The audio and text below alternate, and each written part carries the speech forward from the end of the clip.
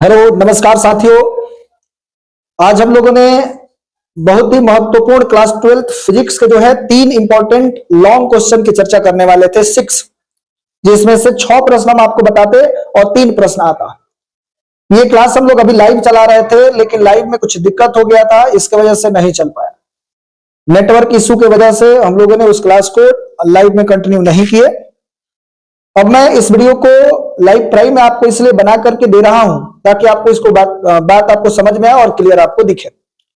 ठीक है, कोई दिक्कत नहीं है। मैं आपको इस तरीका से समझाने का प्रयास करूंगा कि आपको कोई डाउट न रह जाए। तो चलिए आज के इस सेशन में, आज के इस वीडियो में हम लोग बहुत ही महत्वपूर्ण क्वेश्चन के बारे में बात करने वाले हैं और इसमें से 6 में से 3 प्रश्न की जो संभावनाएं हैं वो प्रबल है कि बोर्ड एग्जाम में से इसी 6 में से 3 प्रश्न आपको देखने को मिलेगा। यानी मान के चलिए कि आपका जो आज के वीडियो से 15 नंबर जो है वो फिक्स है। ठीक है, तो इस वीडियो को हम लोग शुरू करते हैं, लेकिन उससे पहले अगर आप हमारे चैनल पर नए आए हैं तो इस चैनल को सब्सक्राइब कर दीजिए और वीडियो को लाइक किए बिना आप तो जाइए नहीं, वीडियो को लाइक कर दीजिए। तो चलिए आज का जो पहला प्रश्न हम लोग देखते हैं। पहला प्रश्न क्या है भैया, बहुत सारे प्रश्नों की चर्चा करने वाले हैं, जिसमें पहला प्रश्न जो है उत्तल सतह के लिए दिए गए सूत्र को स्थापित करेंगे, जो आपको बहुत ही बेहतरीन तरीका से समझाने का प्रयास करेंगे। ठीक है, और दूसरा जो प्रश्न है ये उत्तल के बाद अवतल सतह के लिए भी देखेंगे। ठीक है, उसके बाद नेक्स्ट जो है हम लोग बात करेंगे प्रिज्म। प्रिज्म से जो संबंधित है, प्रिज्म से जो आने वाले प्रिज्म का पूर्णांक है उसको भी हम आपको इस तरीका से बताएंगे कि किसी प्रकार का कोई दिक्कत नहीं रहे। तो उसके बाद जो है हमारे पास नेक्स्ट है, ये जो है संयुक्त सूक्ष्मदर्शी के लिए सरल सूक्ष्मदर्शी के लिए सरल सूक्ष्मदर्शी का आवर्धन क्षमता निकालेंगे, फिर संयुक्त सूक्ष्मदर्शी का आवर्धन क्षमता निकालने वाले हैं, जिसमें मेरा प्रयास रहेगा कि आपको ये जो 6 प्रश्न हम अभी चर्चा किए हैं ये 6 प्रश्न में किसी प्रकार का कोई डाउट न रहे। तो चलिए एक एक करके हम सभी प्रश्नों को देखते हैं और उसके बारे में बात करते हैं। चलिए, तो अभी हमने आपको इसके बारे में तो बताया ही था कि 2025 के लिए ये बहुत ही जबरदस्त क्लास होने वाला है। इस क्लास में हम लोग बात करेंगे 6 लॉन्ग क्वेश्चन, जिसमें से 3 फिक्स है। चलिए तो शुरू करते हैं सेशन को। देखिए, क्लास 12 फिजिक्स बिहार बोर्ड 2025 और मेरा नाम आप सब जानते ही आर.के. चौरसिया और 4G सर। तो हम लोग बात करने वाले हैं आज जो है पहला जो ये सूत्र है, पहले हम लोग देखिएगा, कई लोग अपर्तनांक को n के द्वारा सूचित करते हैं और कई लोग म्यू के द्वारा सूचित करते हैं, तो घबराने की जरूरत नहीं है। इसी सूत्र को कई बार आप ऐसे भी देखोगे, कह देगा μ2 बटा के v माइनस के μ1 बटा के u बराबर μ2 माइनस के μ1 बटा के r। इस तरीका से भी आपको देखने को यह सूत्र मिलता है। ओके, तो हम यहां पर ये बात करने वाले हैं μ1 μ2 में तो किसी प्रकार का कोई दिक्कत नहीं है। μ1 μ2 में अगर आपको किसी प्रकार कोई डाउट हो तो जरूर बताइएगा। तो चलिए, सबसे पहले आप सब मेरे साथ अगर ड्राइंग कर सकते हैं तो ड्राइंग करिए। चलिए, हमने सबसे पहले एक उत्तल पृष्ठ बनाया, एक उत्तल पृष्ठ हमने बनाया और इधर हमने सघन माध्यम रख दिया, इधर हमने थोड़ा सा डॉट डॉट कर दिया तो सघन माध्यम हो गया। ये मैंने क्या बनाया भैया, ये हमने बना दिया एक उत्तल पृष्ठ। उत्तल पृष्ठ क्यों है, क्योंकि इसका प्रवर्तक सतह जो ये सतह जो है उठा हुआ है इसलिए उत्तल है।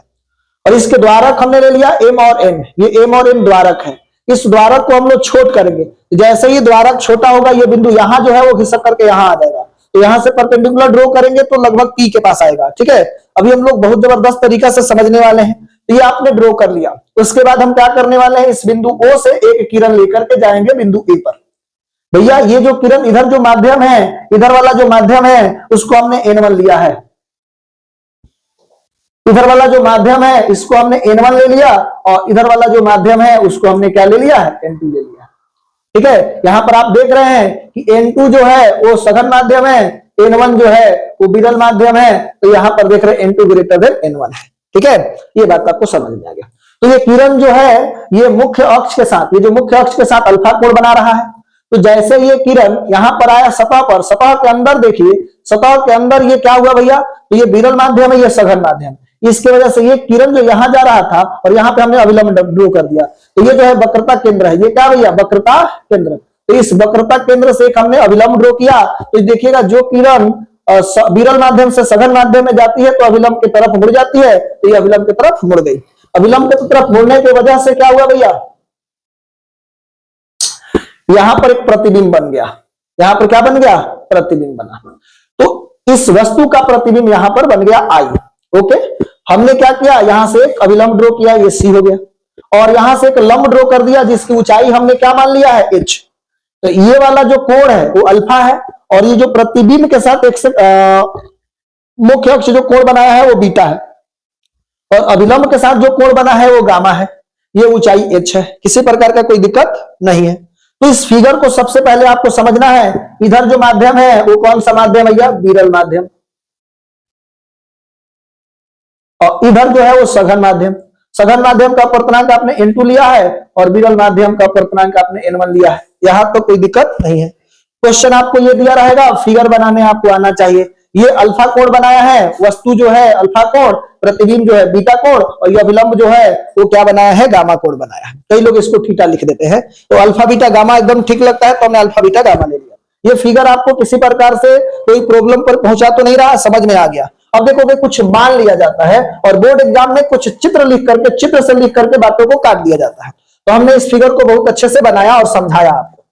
अब यहां पे समझते हैं कि भैया इसमें क्या क्या आपने माना है। तो हम लोग मान लेंगे, माना एक उत्तल अपवर्तक सतह है, तो इसको अगर नाम लिखना चाहते हो तो नाम लिख सकते हो कि माना एक उत्तल अपवर्तक सतह mn है, ठीक है, चाहे रख दो सतह है जिसकी वक्रता त्रिज्या r है। तो इसकी वक्रता त्रिज्या जो है वो r है, मतलब यहां से यहां तक की जो लंबाई है वो r है, ठीक है, वक्रता त्रिज्या r है, और वह दो माध्यमों n1 तथा n2 को अलग अलग करती है। ये जो पृष्ठ है, एक तरफ इधर का माध्यम हो जा रहा है, एक तरफ इधर के माध्यम हो जा रहा है। ये जो उत्तल अपवर्तक सतह जो है ये क्या कर रहा है, दो माध्यमों को अलग अलग कर रहा है, जिसका अपवर्तनांक n1 और n2 है, n1 और n2 है। ये बात आपको समझ में आ गया, बस इतना सब बात आपको लिखना है, ठीक है, कोई दिक्कत नहीं है। अब यहां पर लिख देंगे चित्र से। तो चित्र से आपको हम बता देते हैं, एक चीज आप पहले से भी जानते हैं कि जब हम लोग कभी भी कोई त्रिभुज लेते हैं, तो त्रिभुज में ये जो बाह्य कोण होता है अंतः कोणों के योगफल के बराबर होता है। बाह्य कोण जो होता है वो अंतः कोणों के योगफल के बराबर होता है। ओके, तो बाह्य कोण जो होगा वो क्या होगा, अंतः कोणों के योगफल के बराबर होता है। तो आपको क्या करना है, यहां तक हम समझा देते हैं। पहले इस फिगर को बनाना है, फिगर को बनाने के बाद ये सारा चीज आपको लिखना है। लिख दिए, लिख देने के बाद एकदम डायरेक्ट लिखिए चित्र से, और चित्र पर आपका ध्यान होना चाहिए। तो चित्र लिखने से बहुत सारा बात कट जाएगा कि वो एक आपतित किरण है, ये सारा चीज प्रतिबिंब वस्तु लिखने की कोई जरूरत नहीं पड़ेगी, लोग देख करके समझ जाएंगे, या जो कॉपी चेक करने वाले हैं वो देख करके समझ जाएंगे। तो ज्यादा लैंग्वेज भरने की जरूरत नहीं है। हालांकि जब किताब में आप देखोगे तो बहुत सारे लैंग्वेज उसके अंदर होंगे, ठीक है। तो हमने क्या किया, चित्र से समकोण त्रिभुज OAC में हम चल देते हैं। कहां चलते हैं भैया, हमने समकोण त्रिभुज चला, कौन सा, समकोण त्रिभुज OAC। ये देख लो OAC, तो OAC आपको दिखेगा, ये OAC, ये वाला त्रिभुज की हम बात कर रहे हैं, ये वाला देख रहे हैं, समकोण त्रिभुज OAC। तो OAC के अंदर देखोगे तो ये त्रिभुज है जिसमें ये वाला जो कोण है वो बाह्य कोण है, क्योंकि हम लोग जानते हैं आपतित किरण और अभिलंब के बीच बना कोण क्या होता है, वो आई होता है। ये क्या हो गया, हमारे पास आई मिला। ओके, तो ये आई जो है वो किसके बराबर हो जाएगा, आई जो हो गया इसके अंदर अल्फा प्लस गामा के बराबर हो जाएगा। तो I is equal to alpha plus gamma, इसको हमने लिख दिया, कोई दिक्कत नहीं है। और फिर दोबारा, तो इसमें हमारा टारगेट क्या रहता है, आई और आर के मान निकालने का, आई और आर का मान। तो यहां से हमने पुट करके क्या निकाल लिया, समकोण त्रिभुज OAC में, OAC के अंदर चले आई निकाल दिए। आई किसके बराबर हो गया, क्योंकि आई बाह्य कोण है, तो इन दोनों कोणों के योगफल के बराबर हो गया। ये 9th का थ्योरम है।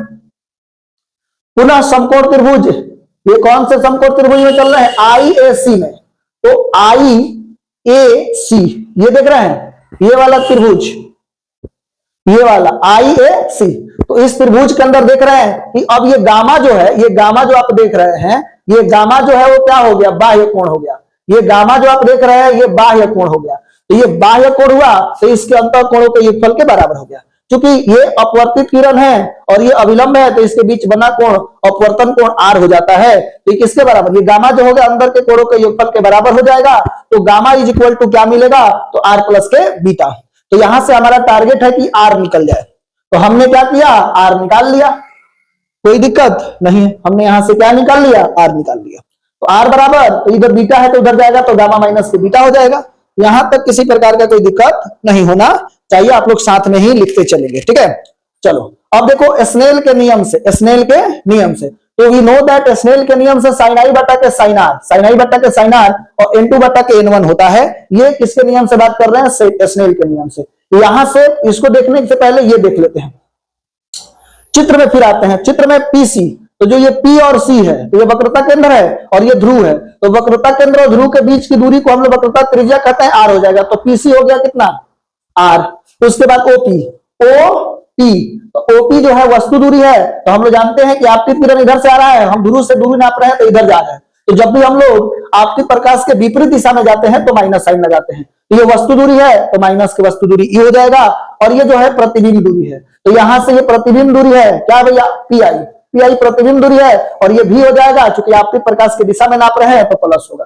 तो ये बात आपको समझ में आया कि नहीं आया बताइए? आ गया।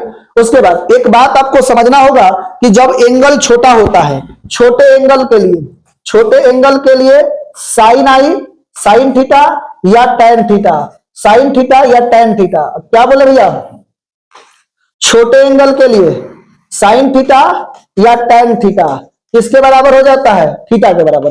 किसके लिए? छोटे कोण के लिए। छोटे कोण के लिए क्या होता है? साइन थीटा और टैन थीटा थीटा के बराबर हो जाता है। ये बात आपको ध्यान रखना है, साइन थीटा और टैन थीटा छोटे कोण के लिए थीटा के बराबर होता है। तो यहां पर हम आपको दिखा रहे हैं कि अगर ये दर्पण का द्वारक बहुत ही छोटा होता, हम ये कहना चाह रहे हैं कि इस दर्पण के द्वारक को और छोटा किया जाता तो ये बिंदु घिसक करके कहीं ना कहीं यहां आ जाता, तो यहां से अगर इस पर लंब डालते तो ये बिंदु और ये बिंदु लगभग पास हो जाते। दर्पण का द्वारक अगर छोटा होता तो दर्पण के द्वारक अगर छोटा होगा तो क्या क्या छोटा हो जाएगा? ये कोण अल्फा का मान छोटा हो जाएगा, बीटा का मान छोटा हो जाएगा, गामा का मान छोटा हो जाएगा। यानी कि जब दर्पण का द्वारक छोटा हो, यदि दर्पण, सॉरी यहाँ पे दर्पण हम गलत लिख रहे हैं, यहां पर क्या हो जाएगा? यदि अपवर्तक सतह का, यदि क्या, यदि अपवर्तक सतह, सतह का द्वारक, द्वारक छोटा हो, तो अगर ये द्वारक ही छोटा हो जाएगा तो ये आई भी छोटा हो जाएगा, एंगल आर भी छोटा हो जाएगा, अल्फा बीटा गामा यानी कि सारा छोटा हो जाएगा। तो यहां क्या मिलने वाला है?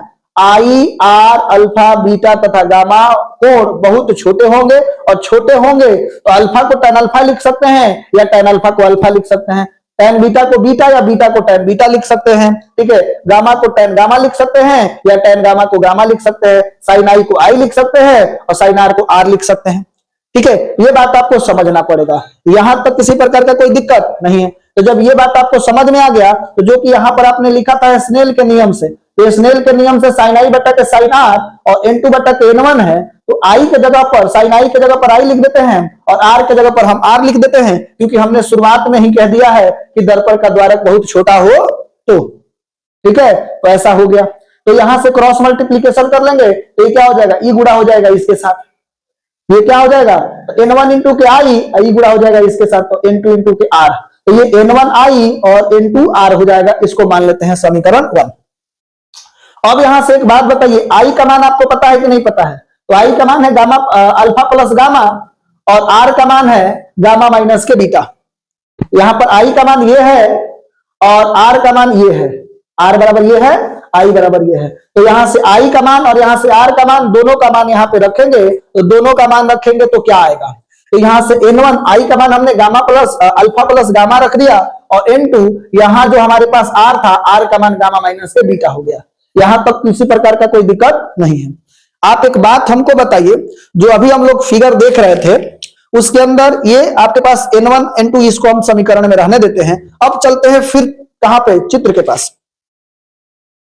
चित्र में अब यहां पर आप देख लो, ये अल्फा है, तो अल्फा को हम लिख लेते हैं टैन अल्फा। तो टैन थीटा बराबर क्या होता है? P बटा के H, tan theta equal to P बटा के B होता है, tan theta equal to P बटा के B।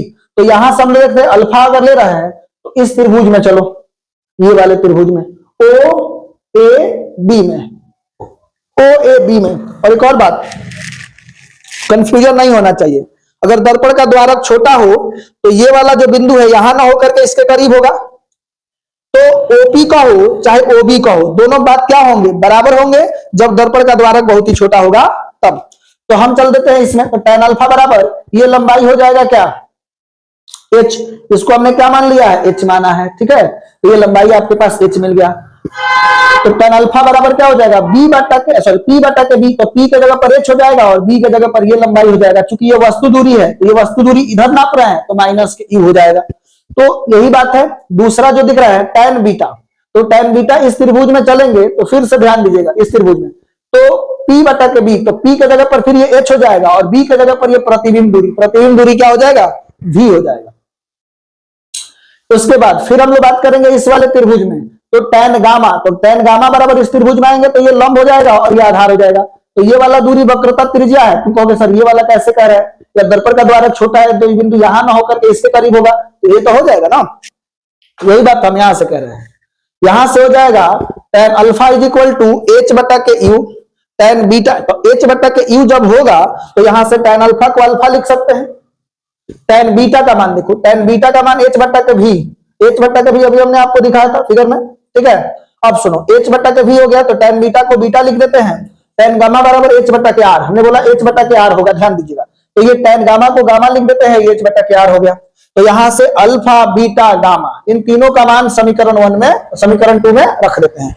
तो यहाँ अल्फा बीटा तथा गामा का मान समीकरण किसमें रख देते हैं, समीकरण हम लोग 3 में रख देते हैं। तो इसको मिटा करके फिर से हम आपको समझा देते हैं, ओके। इसको मिटा करके हम आपको समझाएंगे तो थोड़ा सा हो सकता है कि और अच्छा से समझ में आ जाए आपको। चलो अब आप क्या कहना चाह रहे हो कि सर ये जो अल्फा बीटा गामा का मान है इसमें रखना है, तो ये आपके पास ऑलरेडी n1 है तो आपने n1 रख दिया, और अल्फा का मान, तो अल्फा का मान है h बटा के माइनस के u, फिर ये प्लस है तो आपने लिख दिया प्लस, और उसके बाद क्या है गामा, तो गामा का मान यहाँ क्या दिया है h बटा के r, h बटा के क्या दिया है h बटा के r, ब्रैकेट बंद, बराबर है तो क्या लिखोगे बराबर, ये n2 है तो आपने लिख दिया n2, ये गामा, गामा का मान है h बटा के r, h बटा के r। उसके बाद बीटा, बीटा का मान क्या दिया है तो माइनस h बटा के v, क्या दिया भैया h बटा के v, ठीक है। अब सुनो इस n से इसके अंदर गुणा कर दो, h को कॉमन कर लो तो h बाहर निकल जाएगा, और ये n1 जो है तो ये हो जाएगा n1 बटा के माइनस के u, और ये प्लस ये n यहाँ पे चलेगा, h को हमने बाहर कर लिया है तो ये क्या हो जाएगा भैया n1 बटा के r बराबर, इसको h को फिर ये बाहर कर लेते हैं, n2 को गुणा कर देंगे तो h बाहर निकल जाएगा, h क्या हो जाएगा भैया, तो यहां से देख रहे हैं h निकल गया और n2 बटा के r हो गया, माइनस ये क्या हो जाएगा n2 बटा के v हो जाएगा, फिर ये h और ये h क्या हो जाएगा कैंसिल आउट हो जाएगा। तो अब क्या बच रहा है, अब जो बच रहा है उसको लिखो। हम काम करते हैं, ये जो n2 बटा के v है ये माइनस में इधर है, देखो बराबर के इधर माइनस में, तो इसको उधर लेके जाएंगे तो हो जाएगा n2 बटा के v, n2 बटा के v, और इधर जो है n1 बटा के u, माइनस में है तो लिख देते हैं माइनस n1 बटा के u, इधर बच गया है बराबर, इधर तो इसको उधर लेके आए, इधर तो बचा है n2 बटा के r, और इधर जो बचा है n1 बटा के r, ये प्लस में है तो इधर आएगा तो माइनस हो जाएगा n1 बटा के r। यहां से हम लोग कुछ नहीं कर सकते तो इसको रहने देते हैं n2 बटा के v माइनस n1 बटा के u, और इसमें से हम इसका एलसीएम ले लेते हैं r, तो ये हो जाएगा n2 माइनस के n1। यही तो आप प्रूफ करना चाह रहे हो। अगर मान लेते हैं कि जब कोई, अगर मान लेते हैं कि ये जो अपवर्तनांक जो है कोई क्या कर दे रहा है, हमने n के द्वारा अपवर्तनांक को सूचित किया है, कोई म्यू के द्वारा सूचित करेगा तब, तो म्यू के द्वारा सूचित करेगा तो μ2 बटा के v माइनस μ1 बटा के u बराबर μ2 माइनस μ1 बटा के r हो जाएगा। तो ये हमारे पास सिद्ध हो गया क्या, ये सिद्ध हो गया आपके पास उत्तल पृष्ठ के लिए, हम लोगों ने उत्तल पृष्ठ के लिए चीज सिद्ध कर दिया। अब बात करने वाले हैं किसके लिए, अवतल पृष्ठ के लिए। तो ध्यान दीजिएगा, अवतल का जो प्रवर्तक सतह होता है वो धसा होता है। तो सबसे पहले हमारा टारगेट रहेगा कि पहले आपको फिगर समझाएं और फिर प्रश्न को समझाएं, ठीक है। फिगर समझ में आ जाएगा तो प्रश्न आपको ऑटोमेटिक समझ में आने लगेगा, और पहले वाला अगर समझ में आ गया तो दूसरा वाला उससे भी आसान है और जल्दी समझ में आ जाएगा। तो चलिए, हमने आपके लिए एक पृष्ठ लिया, जो कि ये पृष्ठ जोन है वो क्या है, अवतल पृष्ठ है, जिसका द्वारक हमने m और n ले लिया है, m और n लिया है। ये जो इधर सघन माध्यम लिए हैं, और इस सघन माध्यम का जो अपवर्तनांक है वो कितना है भैया n2 है, और इधर जो लिया है मैंने वो क्या है भैया, विरल माध्यम है। क्या है भैया, विरल माध्यम, विरल माध्यम। और इसका अपवर्तनांक आपने n1 लिया है। तो यहां पर आप देख रहे हैं कि n2 बड़ा है, n1 छोटा है। क्यों भैया, क्योंकि n2 जो है वो सघन माध्यम है, n1 विरल माध्यम है, तो n2 तो बड़ा ही होगा। चलो अब यहां से हमने एक वस्तु लिया, ये तो हमने आपके पास मुख्य अक्ष खींचा और यहाँ पर मुख्य अक्ष पर एक बिंदु लिया जो वस्तु का काम करेगा वो, और इस पर हमने यहाँ पर किरण खींचा। ठीक है, तो ये किरण चला गया, यहाँ पर कोई दिक्कत नहीं है। जैसे यहां पर आएगा तो हमने यहां पर इसको रोक दिया। अब यहां से पूछेंगे कि ये किधर जाएगा, तो चूंकि आप देख रहे हैं ये विरल सघन माध्यम है, तो यहां पर हमने एक अभिलंब ड्रॉ कर दिया। ये जो है AC, ये बिंदु A माने हम, तो AC जो है वो अभिलंब है, अभिलंब खींचे हैं। क्योंकि विरल माध्यम से सघन माध्यम की तरफ अगर कोई किरण जाती है, विरल से सघन, तो अभिलंब के ओर मुड़ जाती है। तो ये तो कभी जिंदगी में नहीं मिलेगा, तो हमने इसको बैक साइड में ला करके इधर मिलाया है। देख रहे हैं, ये बैक साइड में हमने इसको क्या किया है, मिला दिया है। ये वाला लाइन जो आप देख रहे हैं इसको हमने बैक साइड में ला करके मिलाया है, ये वाला लाइन। तो ये बैक साइड में आकर के मिल गया। तो हम लोग जानते हैं आपतित किरण और ये अभिलंब है, ये क्या है, अभिलंब है। तो इस अभिलंब के बीच जो बना कोण है इसको हमने I कर दिया। क्या कर दिया भैया, I। और ये जो है बैक में पीछे लाए हैं, तो जहां पर ये कटा है तो इसको हमने इधर बढ़ाया है, तो ये बन गया हमारे पास प्रतिबिंब। ठीक है, तो ये क्या है भैया, ये आप यहां पर देख रहे हैं, ये प्रतिबिंब है, ये प्रतिबिंब है I। तो ये अभिलंब है और ये आपतित किरण है, अपवर्तित किरण है, पीछे बैक में लेकर के आए हैं। तो जिसके वजह से ये वाला जो कोण बन गया ये अपवर्तन कोण है, जिसको हमने R के द्वारा सूचित किया है। तो अब एक बात बताइए, हमने वहां पर भी हमने माना था कि जो वस्तु के साथ कोण बना था वो अल्फा, प्रतिबिंब के साथ जो कोण बना था वो बीटा, और अभिलंब के साथ जो कोण बना था वो गामा हमने लिया था। यहां तक किसी प्रकार का कोई दिक्कत नहीं है। ये सघन माध्यम है, विरल माध्यम है, इसका अपवर्तनांक n2 है, इसका अपवर्तनांक n1 है। तो ये फिगर आपको समझ में आया कि नहीं आया, इस फिगर को आपको अच्छे तरीका से लिखना है। ठीक है, अब सुनो, फिर जो बात आपने उसमें लिखा था वही बात इसमें लिखोगे, केवल उत्तल के जगह पर अवतल कर देना। माना एक अवतल, उसमें उत्तल लिखे थे, यहाँ पे अवतल लिखेंगे। माना एक अवतल अपवर्तक पृष्ठ है जिसकी वक्रता त्रिज्या r है और वह दो माध्यमों n1 तथा n2 को अलग करती है। सेम टू सेम बात है। अब सुनो, वहां पर जो काम आप कर रहे थे, I निकाल रहे थे, R निकाल रहे थे, यहां पर भी I और R निकालोगे। तो इतना बात नहीं लिखना है कि कौन सा किरण है, क्या जा रहा है, कैसे आ रहा है। इन सब चीजों से बचने के लिए आप डायरेक्ट लिखोगे चित्र से। क्या यहां पर लिख देंगे, चित्र से। समकोण त्रिभुज OAC, OAC। अब तुम सीधे ढूंढो OAC कहां है, तो ये हो गया OAC। उस वाले जो हमने उत्तल सतह से सिद्ध किया था उसमें भी OAC में गए थे, OAC। तो OAC के अंदर, इसके अंदर देख रहे हैं ये वाला बाह्य कोण हो जा रहा है, ये वाला बाह्य कोण गामा। तो बाह्य कोण सुदूर अंतः कोणों के योगफल के बराबर होगा। तो ये तो अल्फा हो गया और इधर वाला कोण I है, तो गामा बराबर क्या हो गया, तो गामा बराबर I plus alpha, I plus alpha. तो यहां से निकाल लेंगे I, तो इधर अल्फा है तो इधर माइनस हो जाएगा, तो I equal to gamma minus के अल्फा। ओके, कोई दिक्कत नहीं है। तो यहां से आपने I के मान निकाल लिया। वहां पर भी हमने I और R बोला था कि I और R आप निकाल लो, I और R आपने निकाला था। अब सुनो, ध्यान दो, अब हमने क्या किया, पुनः समकोण त्रिभुज IAC में, तो ये हमारे पास I है, A है और C है। तो इस वाले त्रिभुज में चल रहा है, ये वाला जो छोटा त्रिभुज दिख रहा है ना, ये वाला, इस त्रिभुज में चल रहे हैं। तो इसके अंदर भी यही जो है वो बाह्य कोण है गामा। लेकिन अब की जो है बाह्य कोण गामा जो है वो R और बीटा के बराबर हो गया। तो ये हो गया gamma is equal to R plus beta. तो यहाँ के R निकालेंगे तो बीटा प्लस में तो उधर जाएगा, तो R बराबर गामा माइनस के बीटा। ओके, समझ में आया यहाँ पर। अब सुनोगे, फिर वही बात, ये चित्र में तनिष्ठ थोड़ा सा आपको दर्शा देना है।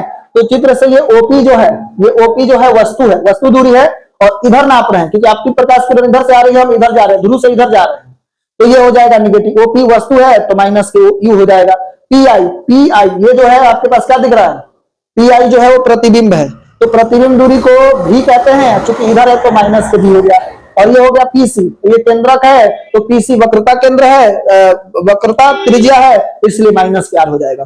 फिर वही बात सब में चिपका देना है। यदि अपवर्तक पृष्ठ का द्वारक बहुत ही छोटा हो तो angle I angle R, angle I angle R, और ये क्या है, अल्फा बीटा तथा गामा। ये गामा का मान बहुत छोटा होगा, और छोटे के लिए फिर वही चिपकाना है, साइन I बराबर I, साइन R बराबर R, tan अल्फा बराबर अल्फा, tan बीटा बराबर बीटा, और tan गामा बराबर गामा हो जाएगा। ओके, यहां तक कोई दिक्कत? और फिर देखो यहां से आप आई का मान याद रखना, आई बराबर गामा माइनस अल्फा, और ये क्या है आर बराबर गामा माइनस बीटा। यहाँ गामा माइनस अल्फा है, ये गामा माइनस बीटा है, ये आई का मान है और ये आर का मान है। तो आई और आर का मान याद रखना।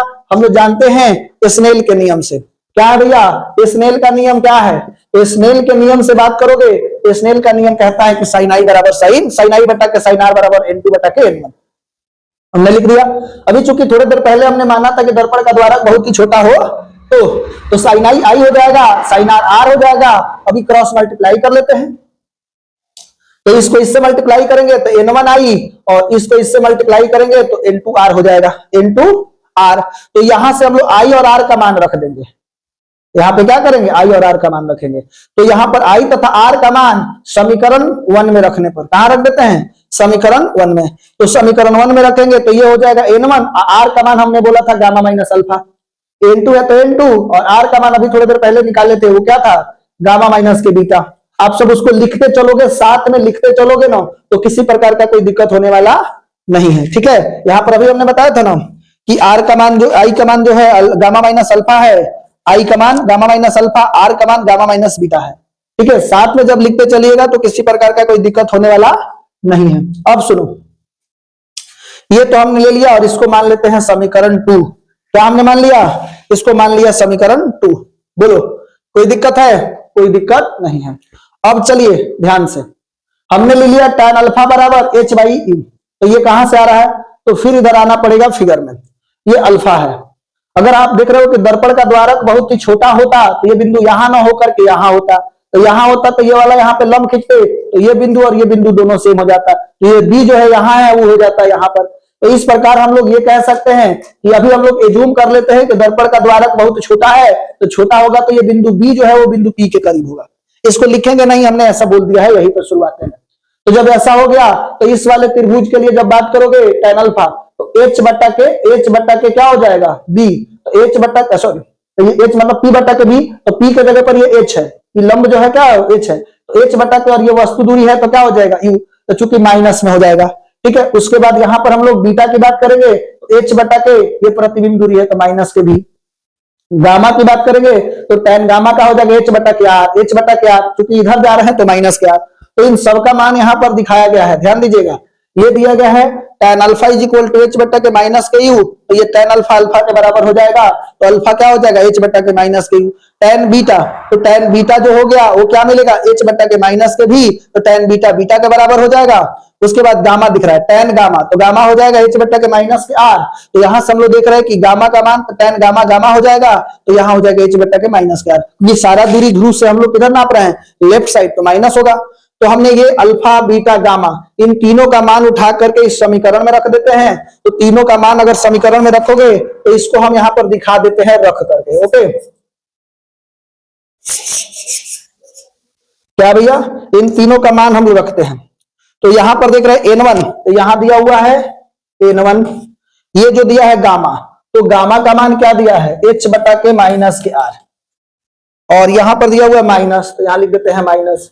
और फिर अल्फा, अल्फा का मान दिया है ये माइनस है, तो h बटा के ये माइनस के यू लिखेंगे तो यहाँ प्लस करके यहाँ पर यू कर देते हैं, कोई दिक्कत नहीं है। फिर बराबर है तो हमने यहाँ पर क्या कर दिया बराबर लिख दिया N2। अब देखो N2 हो गया, फिर गामा का मान कितना है, तो गामा का मान दिया है h बटा के माइनस के आर, फिर इसमें माइनस है तो हमने लगा दिया माइनस। अब बीटा, बीटा का मान आपके पास क्या है h बटा के भी, h बटा के माइनस के भी, तो माइनस भी लिखेगा तो इसको भी प्लस का कर दे रहा है। चलो अब ये देखो इसमें से h कॉमन कर लेते हैं, यानी N1 को यहाँ पर इंटर करेंगे, h को बाहर कर लेंगे, तो h बाहर हो गया और ये N1 बटा के आर माइनस के हो जाएगा, और ये प्लस N1 बटा के ई हो जाएगा। फिर यहां से N2 को इंटर करेंगे, h को बाहर कर लेंगे, तो h बाहर हो गया, N2 बटा के माइनस के आर होगा और प्लस N2 बटा के भी, ठीक है। अब सुनो, ये h से ये h को हमने क्या कर दिया कैंसिल आउट करा दिया। अब सुनो ध्यान से, ये जो आप देख रहे हो यहां पर N2 भी प्लस में है तो इसको इधर ही रहने देते हैं, लेकिन लिख देते हैं इधर N2 बाई भी, ये इधर ही है। अब इधर से हम u जो है ये प्लस में है ना, तो इसको इधर लाएंगे, तो इसको इधर लाएंगे तो हो जाएगा माइनस के N1 बटा के u बराबर, चूंकि यहां पर हमने देख रहे हैं कि ये जो है इसको हम उधर लेके जा रहे हैं, तो ये माइनस है तो उधर जाएगा तो प्लस हो जाएगा N2 बटा के R। लेकिन आपको कंफ्यूजन हो रहा होगा कि सर आप तो इसको उधर ले जा रहे हैं, लेकिन ध्यान दो हमने इसको इधर रखा था, लेकिन रखा इधर, लेकिन दिखा रहे थे उधर, ध्यान दीजिएगा लोग। उसके बाद इसको हम क्या करते हैं, इसको उधर लेके गए हैं तो माइनस है तो प्लस हो गया, चूंकि ये माइनस के माइनस रहेगा, N1 बटा के क्या हो जाएगा R। ओके, तो यहां से इसको ऐसे ही रहने देते हैं, इसको हम क्या कर देते हैं, इसको सेम टू सेम हम रहने देते हैं, और ये हो जाएगा क्या N2 बटा के V माइनस N1 बटा के U, और इसमें से एलसीएम R ले लेते हैं तो ये N2 बटा के N2 माइनस N1 हो जाएगा। यदि यही चीज को हम लोग क्या कर देते हैं U में लिखते म्यू में, तो म्यू2 बटा के V माइनस म्यू1 बटा के U बराबर म्यू2 माइनस के म्यू1 बटा के R। तो ये कभी कभी ऐसे दे देता है, तो आप सबको प्रूव करिए लीजिएगा, समझदार लगते हैं आप लोग। चलिए अब चलो नेक्स्ट जो प्रश्न है उसके बारे में बात करते हैं। चलो यहां तक तो किसी प्रकार का कोई दिक्कत नहीं है, ये तो आपने सिद्ध कर लिया, ठीक है। बहुत ही जबरदस्त नेक्स्ट प्रश्न जो है उसको हम लोग चेक करेंगे। देखिए अब जो हम लोग बात करने वाले हैं लेंस मेकर सूत्र, कई नाम से आपको प्रश्न बोर्ड एग्जाम में देखने को मिलेगा। पतले लेंस के लिए अपवर्तनांक का सूत्र या लेंस मेकर सूत्र, या कई बार कहेगा कि पतले लेंस के लिए सिद्ध करिए कि 1/f बराबर n-1 और 1/r1 माइनस 1/r2, ये सिद्ध करने के लिए मिल जाता है। तो सबसे इंपॉर्टेंट है आपका जो है फिगर। हम लोग बात कर लेते हैं, एक हमने लेंस लिया है और इस लेंस का नाम हमने L रखा है, और ये पतला लेंस है, इसकी मोटाई को हम लोग नजरअंदाज करके चलेंगे कि इसकी मोटाई ना के बराबर है, बहुत पतला है।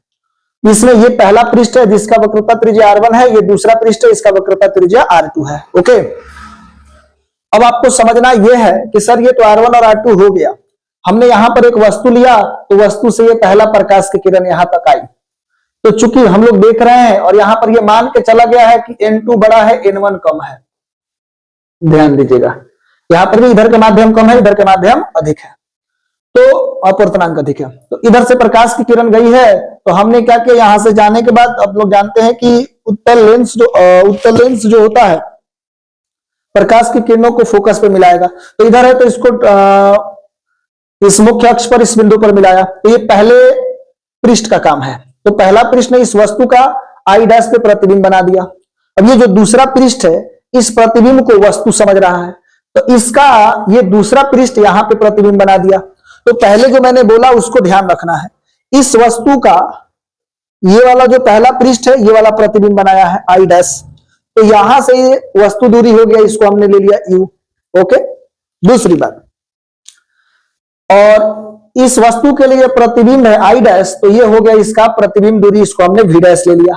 अब दूसरे पृष्ठ की बात करते हैं, ये वस्तु का काम कर रहा है, तो दूसरे वस्तु के लिए, दूसरे लेंस के लिए, लेंस के दूसरे सतह के लिए ये वस्तु का काम कर रहा है, तो यहां से यहां तक अब इसके लिए ये वाला जो V डैश इसके लिए प्रतिबिंब दूरी है, इसके लिए वस्तु दूरी का काम कर रहा है, और इसका यहाँ पे प्रतिबिंब बन जा रहा है, तो ये प्रतिबिंब दूरी का काम कर रहा है।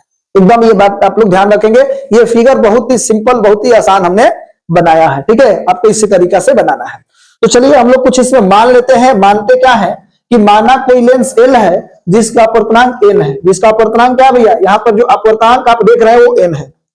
कोई आपने लेंस लिया है और इस लेंस का जो अपवर्तनांक आपने माना क्या है, इस लेंस का अपवर्तनांक n है। ओके, जिसकी वक्रता त्रिज्या क्रमशः R1 और R2 है, इन दो वक्रता त्रिज्या R1 और R2 है, और वह दो माध्यमों N1 और N2 को अलग अलग करती है, एक माध्यम N1 हो गया, एक माध्यम N2 हो गया। ये जो फिगर के अंदर जो दिख रहा है वो लिख दिए। अब बहुत सारे बात को काटेंगे कि आपतित किरण है, ये पहला इमेज है, ये दूसरा इमेज, इसको काटना चाहते हैं तो डायरेक्ट लिखेंगे, क्या लिखेंगे भैया, चित्र से।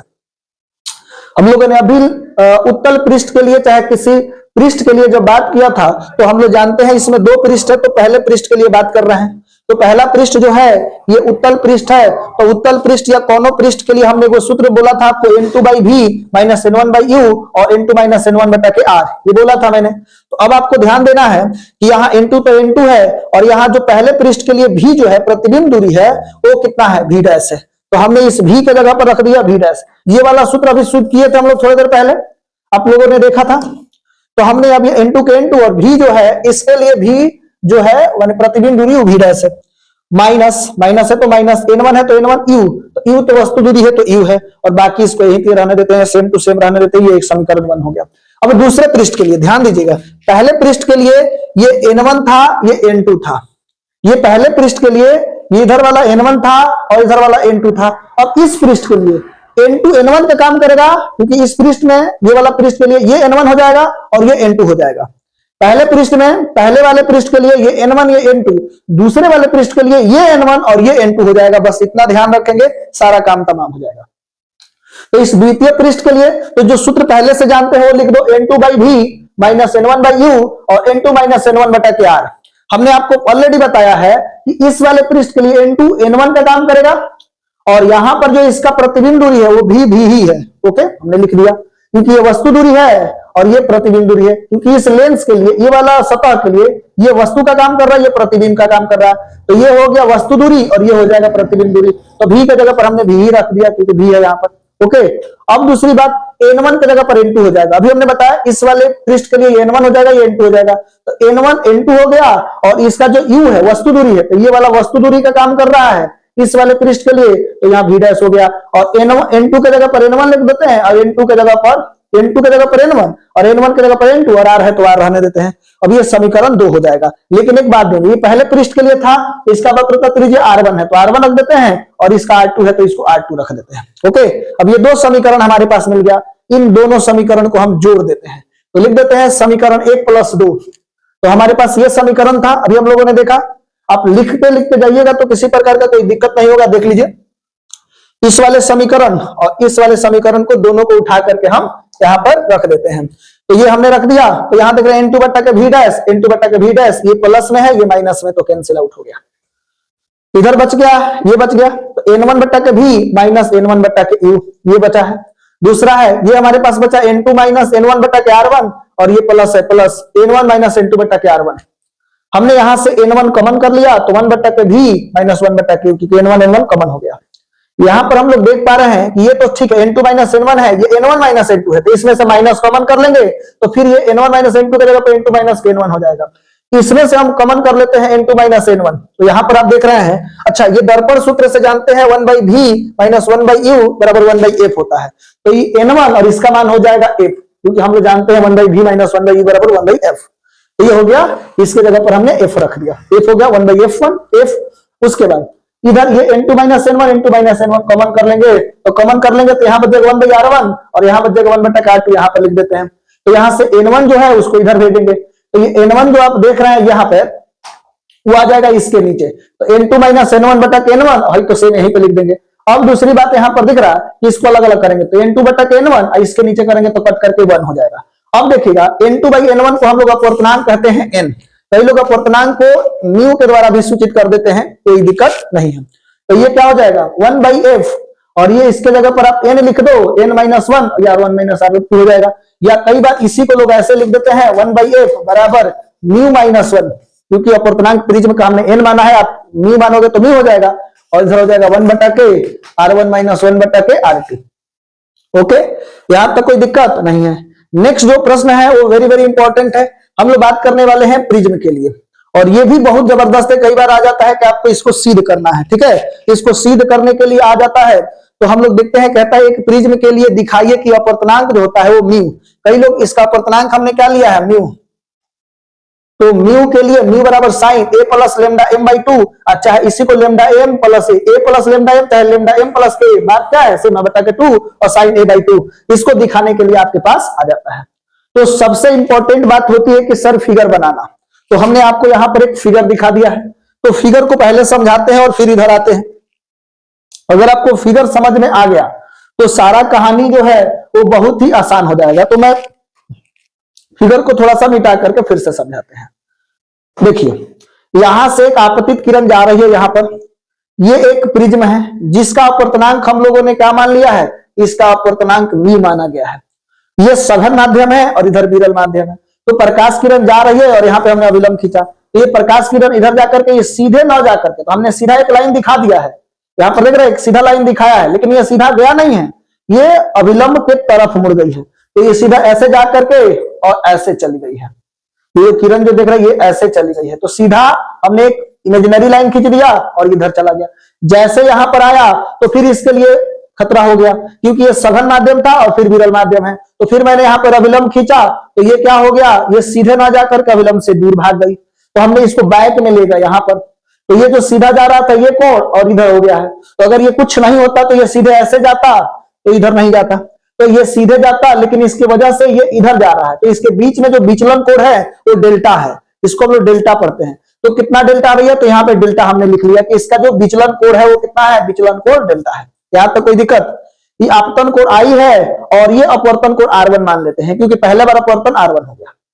दूसरा यहां पर हम लोग देख रहे हैं, तो यहां पर हमने ये वाला जो कोण है ये वाला हमने R2 मान लिया है, ये क्या मान लिया, R2 मान लिया है, और यहां पर इसको I डैश मान लेते हैं। यहां तक किसी प्रकार का कोई दिक्कत?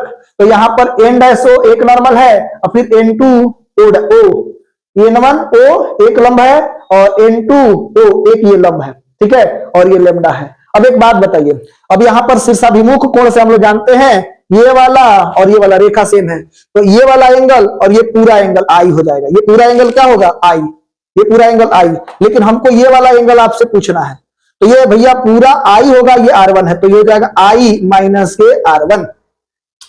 फिर इधर देखो, इसको हमने ये वाला एंगल I डैश माना है, तो ये पूरा हो जाएगा I डैश, तो ये वाला एंगल कितना हो जाएगा, तो ये हो जाएगा I डैश माइनस के R2, I डैश माइनस के R2। ध्यान दीजिएगा, ये वाला एंगल अगर आपसे कोई पूछा है ये वाला, तो ये हो जाएगा I डैश माइनस के R2 हो जाएगा। ओके, तो ये वाला एंगल हमने निकाल दिया। अब सुनो, इस वाले छोटे से त्रिभुज के अंदर चलो, इस वाले त्रिभुज में, तो इस वाले त्रिभुज की अगर बात करेंगे P Q K, तो ये हो जाएगा विचलन कोण। तो ये विचलन कोण किसके बराबर होगा, तो विचलन कोण इन दोनों कोणों के बराबर होगा। तो यहां पर हमने लिख दिया, तो सबसे पहले जो माना है उसको लिख देते हैं। माना ABC एक प्रिज्म है, ABC क्या है, एक प्रिज्म है, जिसका अपवर्तनांक हमने क्या माना है, म्यू। अपवर्तनांक क्या माना भैया, इसका अपवर्तनांक हमने म्यू माना है, ठीक है। और प्रिज्म का कोण हमने क्या माना है, प्रिज्म का कोण जो है वो A है, प्रिज्म का कोण क्या है, A है।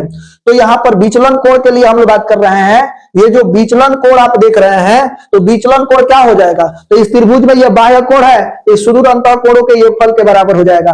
तो ये विचलन कोण डेल्टा जो है वो क्या हो जाएगा, ये वाला कोण I माइनस R1 प्लस ये वाला कोण क्या, I डैश माइनस R2 के बराबर हो जाएगा। यहां पर देख रहे हैं कि I है, ये I डैश है, दोनों प्लस है, तो एक जगह पे लिख देते हैं। ये भी माइनस R1 माइनस R2, दोनों में से माइनस कॉमन कर लेते हैं, R1 प्लस R2 हो जाएगा, और इसको मान लेते हैं समीकरण 1। ओके, तो हमने मान लिया समीकरण 1। और फिर एक तरफ ये जो है ये चक्रीय चतुर्भुज हो जाएगा। कैसे होगा हम बता रहे हैं, चक्रीय चतुर्भुज का खासियत है कि आमने सामने के कोणों का योग 90 डिग्री होना चाहिए। तो भैया ये आपने लंब खींचा है, तो ये वाला एंगल 90 डिग्री और ये वाला एंगल 90 डिग्री। तो इस पूरे त्रिभुज में, कौन से त्रिभुज में, PAQO में ये वाला एंगल 90 डिग्री, ये वाला 90 डिग्री, तो सामने सामने का 180 हो गया, तो हाई दुगो बन रहा है, तो इसका भी 180 होना चाहिए। तो angle A plus angle O बराबर 180 डिग्री। चतुर्भुज PAQ में इसका मान कितना हो गया, 180 डिग्री। ओके, हमने ये लिख दिया। फिर त्रिभुज इसमें चलते हैं, POQ में, POQ में, तो ये क्या हो जाएगा, angle O plus R1 plus R2, तो ये क्या हो जाएगा, R1 plus R2 plus O बराबर 180 डिग्री। अब देखो, चूंकि ये 180 डिग्री जो है ये किसके बराबर है, A प्लस O के, तो यहां से हम इसका मान रख देते हैं, तो ये हो जाएगा R1 plus R2 plus O, और 180 की जगह पर लिख देते हैं A प्लस के O। नहीं समझ में आ रहा है? यहां पर देखो, ये वाला दोनों बराबर है कि नहीं है, और जब ये दोनों बराबर हो जाएगा तो हम इस 180 की जगह पर ये लिख दें, वही तो किए हैं, R1 plus R2 O, R1 plus R2 plus O, 180 की जगह पर लिख दिया A प्लस के O से O क्या हो गया है, O से O कैंसिल आउट हो गया है। तो यहां हो गया R1 प्लस R2 बराबर A, इसको मान लेते हैं समीकरण 2। एक समीकरण 1 यहां पर है, ये समीकरण 2 है, आप सबको याद होना चाहिए। अब चलो, अब दूसरी जो बात हम कर रहे हैं न्यूनतम विचलन के केस में, यहां पर आपको फिगर समझा देते हैं।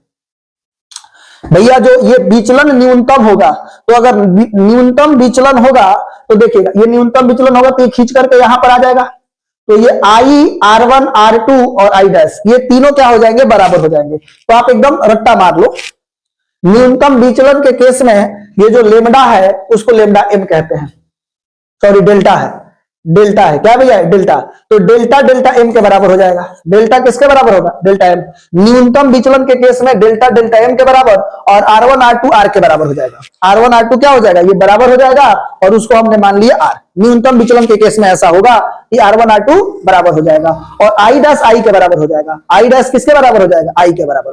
तो आप इसको रट्टा मार लो ना, न्यूनतम विचलन के लिए डेल्टा बराबर डेल्टा एम, R1 R2 बराबर R, और I डैश बराबर I। यहां तक कोई दिक्कत नहीं है।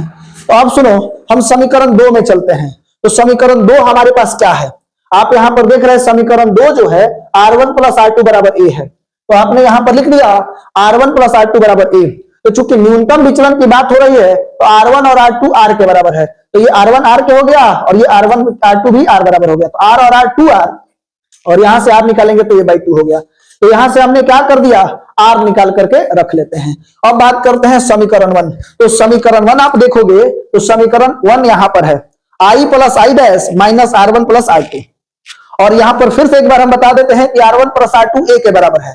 तो यहां पर हम लोग क्या रख सकते हैं, R1 प्लस R2 के जगह पर A रख सकते हैं। तो यहां पर आप देखो समीकरण 1 से, समीकरण 1 से, तो समीकरण 1 से डेल्टा जो है वो क्या दिया है, डेल्टा जो दिया हुआ है I plus I dash minus R1 plus R2।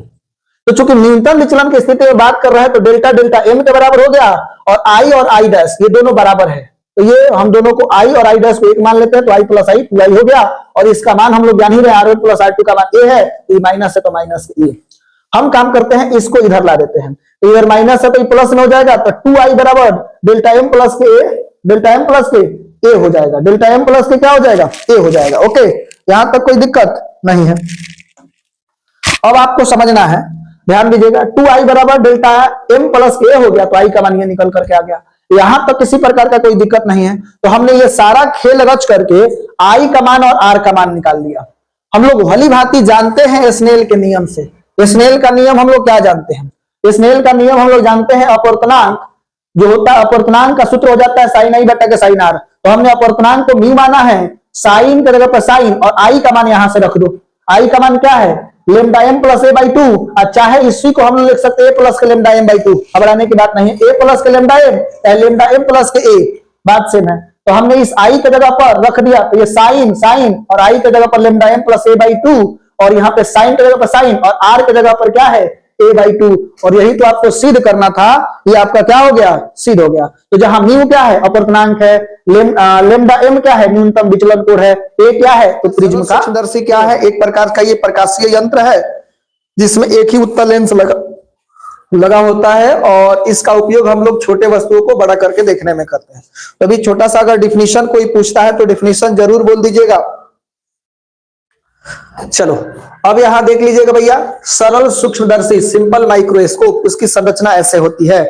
तो इसको हम एक एक करके आपको पहले समझा देते हैं। ये एक प्रकार का उत्तल लेंस है जिसको हम लोग कन्वेक्स लेंस कहते हैं। इसमें एक वस्तु है, यहां पर देख लीजिए, एक वस्तु है ए बी, और इसका प्रतिबिंब यहां पे बनाया है। तो सर ये क्या है, तो इसको हम थोड़ी देर के बाद समझा देंगे, ठीक है। जो भी हम लोग वस्तु आपतित प्रकाश के दिशा में मापते हैं धनात्मक होता है, अपवर्तित प्रकाश के दिशा में यानी कि उसके विपरीत दिशा में जाएंगे, आपतित प्रकाश के विपरीत दिशा में, तो दूरियां जो होती है वो ऋणात्मक होती है, ठीक है।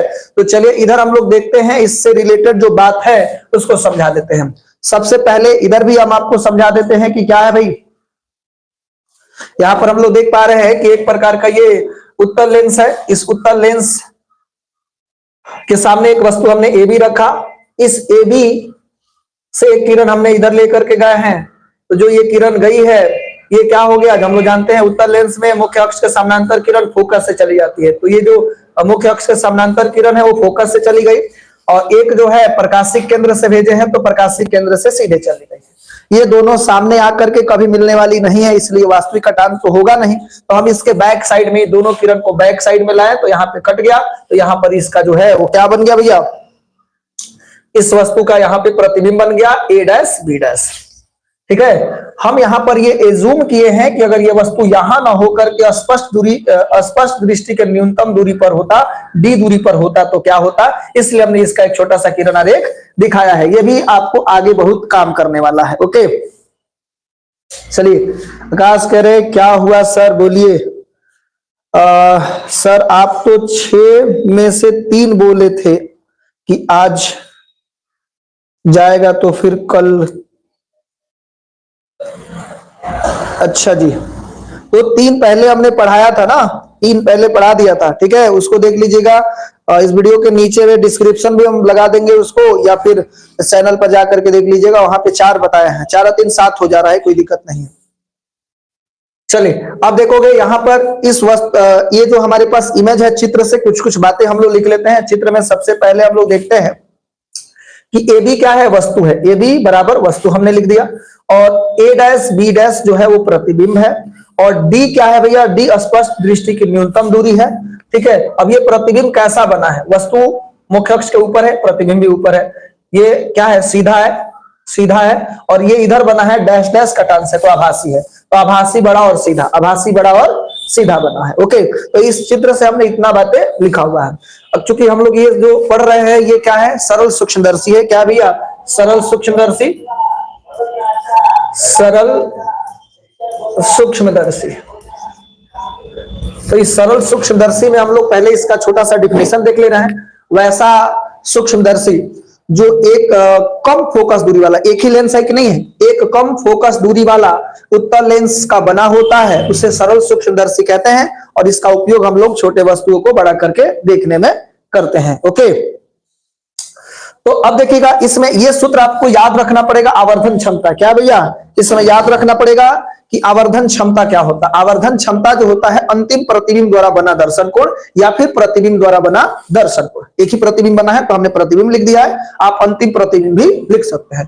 तो प्रतिबिंब द्वारा बना दर्शन कोण और डी दूरी पर स्थित वस्तु का वस्तु द्वारा बना दर्शन कोण। तो ये एजप्शन है, एजूम किया गया है कि जब वस्तु डी दूरी पर, यानी डी दूरी का मतलब स्पष्ट दृष्टि के न्यूनतम दूरी पर, तो हमने पूरे को नहीं लिखा, हमने केवल लिखा स्पष्ट दृष्टि के न्यूनतम दूरी की जगह पर हमने डी यूज किया है, डी दूरी पर स्थित वस्तु द्वारा बना दर्शन कोण। तो हम लोग जानते हैं प्रतिबिंब द्वारा दर्शन कोण को हम लोग क्या बोलते हैं, बीटा, और डी दूरी पर स्थित वस्तु द्वारा बना दर्शन कोण को अल्फा कहते हैं। तो एम बराबर अल्फा बटा के बीटा।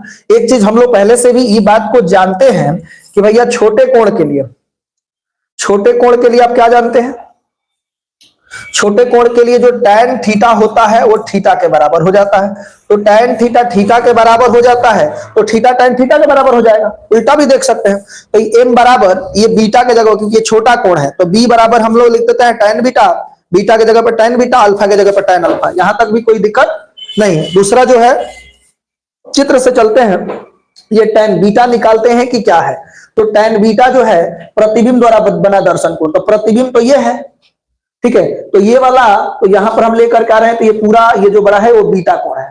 तो इस बीटा कोण की बात करो, इस पूरे बड़े वाले त्रिभुज में देखो या छोटे वाले त्रिभुज में देखो, तो इसी त्रिभुज में देखते हैं बीटा बराबर क्या हो जाएगा, ए बी बटा के ओ बी। इस वाले त्रिभुज में देखो बीटा का मान, ये पूरा बीटा है, तो ये क्या हो जाएगा ए बी, क्योंकि tan थीटा बराबर पी बटा के बी होता है, tan थीटा बराबर क्या होता है, पी बटा के बी, तो ये हो जाएगा ए बी बटा के ओ बी। तो ए बी बटा के ओ बी, इसके लिए लिख दे ए बी बटा के ओ बी। दूसरा जो है हम लोग बात किया अल्फा के लिए, तो अल्फा कहां पर है, तो हमने बोला कि अल्फा कब, जब डी दूरी पर स्थित होगा तब। तो ये जो वस्तु है, इस वस्तु को उठा करके हमने डी दूरी पर ला दिया, कहां पे ला दिया, डी दूरी पर। तो जैसे इस वस्तु को यहां पे लाएंगे तो ये वस्तु हमारे पास यहां हो गया ए बी, यहां पे चला है, तो जो फिर ये जो कोण बना है यहां पर लाने, ये वस्तु को स्पष्ट दृष्टि के न्यूनतम दूरी पर लेके आएंगे, तो ये वाला जो कोण बनेगा, ये वाला, तो ये जो बन गया अल्फा। तो अल्फा के लिए हम लोग क्या लिखेंगे, तो अल्फा के लिए हो जाएगा A B dash, A B dash, और ये क्या हो जाएगा ओ बी डैश, यहां से लेकर के ये दूरी कितना मिलेगा, ओ बी डैश। तो इस अल्फा कोण के लिए हमारे पास tan थीटा, tan अल्फा जो निकलेगा, इस अल्फा के लिए tan अल्फा, तो पी, पी का जगह पर ए बी डैश, और यहां पर हो जाएगा ओ बी डैश।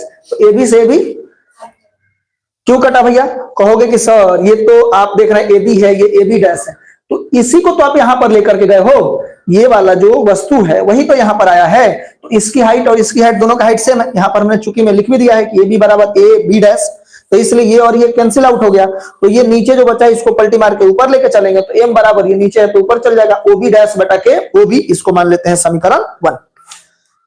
ये क्या है, ओ बी डैश बटा के ओ बी, कोई दिक्कत। चलिए अब हम लोग इसमें एक बात करने वाले हैं, ओ बी डैश ये है चिन्ह परिपाटी के साथ मान रख देते हैं, इसमें हम लोग चिन्ह परिपाटी के साथ मान रखेंगे। तो ओ बी डैश क्या है, तो ओ बी डैश की अगर बात करोगे तो ओ बी डैश तो OB डैश जो है माइनस के D हो जाएगा, क्योंकि यहां से यहां तक की लंबाई जो है वो माइनस के D है, तो हमने उसके जगह पर माइनस D रख दिया, इसके जगह पर लिख दिया माइनस के D। और OB क्या है भैया, तो यहां पर हम लोग देख पा रहे हैं कि OB जो है, OB वस्तु दूरी है, ये भी माइनस के ही हो जाएगा। तो यहां से हम लोग क्या निकले भैया कि OB डैश के जगह पर माइनस के D और इसके जगह पर माइनस के U, तो ये क्या हो जाएगा, ये कैंसिल आउट हो गया, माइनस से माइनस कैंसिल आउट, D बटा के U।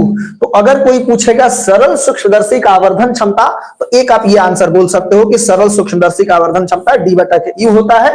ओके, अब सुनो, इसमें केस बनाते हैं। तो पहला केस, जब वस्तु स्पष्ट दृष्टि के न्यूनतम दूरी पर हो, यानी कि जब वस्तु नहीं, जब प्रतिबिंब, जो प्रतिबिंब है स्पष्ट दृष्टि के न्यूनतम दूरी पर होगा, तो क्या होगा, स्पष्ट दृष्टि के न्यूनतम दूरी पर होगा। राधे राधे बबलू।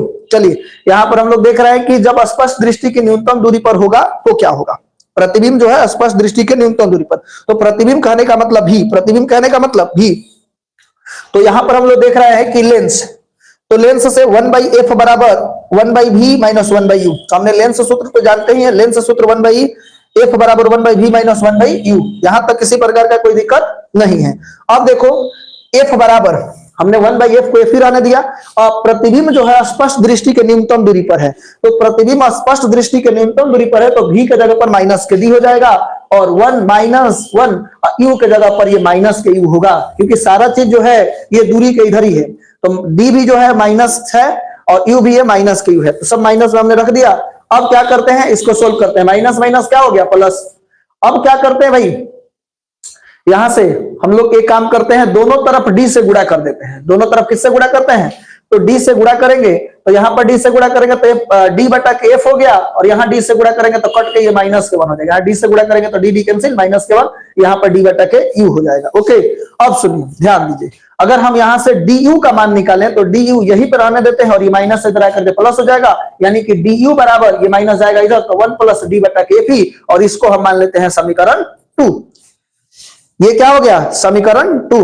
तो समीकरण 2 तथा 3 से, तो 2 हमारे पास m बराबर d बटा के u है, और यहां पर d बटा के u है, तो ये d बटा के u और ये d बटा के u दोनों तो बराबर हो गया, तो इसलिए m बराबर क्या निकल कर क्या गया, m बराबर 1 प्लस के d बटा के, तो ये हो गया आपका क्या, ये हो गया आपका सरल सूक्ष्मदर्शी का आवर्धन क्षमता। कोई पूछेगा कि सरल सूक्ष्मदर्शी का आवर्धन क्षमता क्या होता है, तो आप सीधे लिखेंगे सरल सूक्ष्मदर्शी का आवर्धन क्षमता 1 प्लस डी बटा के एफ होता है, 1 प्लस के डी बटा के एफ। तो याद रखेंगे, ऑब्जेक्टिव में ये काम कर जाएगा कि सरल सूक्ष्मदर्शी का आवर्धन क्षमता क्या होगा। सभी लोग एक बार कमेंट में लिख पाएंगे क्या इसको, सरल सूक्ष्मदर्शी का आवर्धन क्षमता ये हो जाएगा 1 प्लस डी बटा के एफ। ओके, चलिए उसके बाद केस नंबर 2, केस नंबर 2 में हमने क्या किया कि केस नंबर 2 में हमने ऐसा किया कि जब प्रतिबिंब अनंत पर बने, प्रतिबिंब अनंत पे, तो हम लोग जानते हैं उत्तल लेंस में प्रतिबिंब अनंत पे कब बनता है, जब वस्तु फोकस पे होगा, वस्तु फोकस पर होगा तब जाकर के प्रतिबिंब जो बनने वाला है वो अनंत पे बनेगा। तो हम लोग यहां पर देख पा रहे हैं कि जो वस्तु दूरी यू था उसको फोकस कर देंगे, तो ये वस्तु फोकस पर होगा तबे तो प्रतिबिंब, यू की जगह पर एफ रख देंगे, तो यू की जगह पर एफ रखेंगे, तो चूंकि हम लोग यहां पर देख रहे हैं कि m बराबर डी बटा के यू है, m बराबर डी बटा के यू, और u के जगह पर ये किसके बराबर है, f के बराबर, तो इसलिए m बराबर डी बटा के f। तो ये भी आवर्धन क्षमता का जो है सरल सूक्ष्मदर्शी का आवर्धन क्षमता का 2 सूत्र हो गया। एक आ गया m बराबर डी बटा के f, कब, जब प्रतिबिंब अनंत पर होगा तब, और ये स्पष्ट दृष्टि के न्यूनतम दूरी पर होगा तो 1 प्लस के डी बटा के f ही, इस तरीका से ये मिला। तो मैं आप सभी जो भी लोग अभी देख रहे हैं उन सबसे बोलूंगा बिल्कुल। अब ये आपको बता देते हैं, बबलू ने टाइप किया है आवर्धन क्षमता m बराबर 1 प्लस डी बटा के f, और बिल्कुल धर्मजीत। अब चलिए इधर हम लोग देखते हैं, भैया आप लोग इसका स्क्रीनशॉट ले लीजिए, आप लोग देखो यहां से इसका स्क्रीनशॉट लेते चलेंगे, स्क्रीनशॉट ले लीजिए।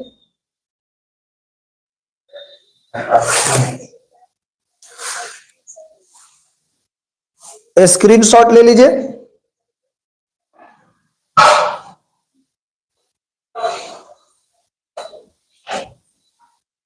हो गया। चलिए इसका भी स्क्रीनशॉट लीजिए। अब हम लोग दूसरा जो है उसको हम लोग पढ़ने वाले हैं, संयुक्त सूक्ष्मदर्शी पढ़ेंगे, इसके जस्ट बाद हम लोग संयुक्त सूक्ष्मदर्शी पढ़ेंगे। स्क्रीनशॉट ले लीजिए लोग।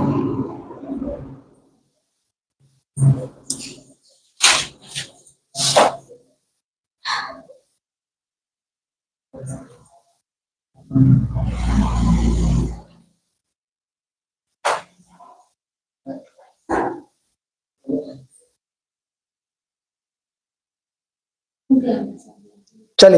आगे बढ़ते हैं हम लोग। अब हम लोग नेक्स्ट जो है वो संयुक्त सूक्ष्मदर्शी की बात करेंगे। संयुक्त सूक्ष्मदर्शी में हम लोग आरेख देखेंगे, आवर्धन क्षमता देखेंगे और पूरे केस के साथ समझने वाले हैं। ओके, इसी प्रकार का कोई दिक्कत?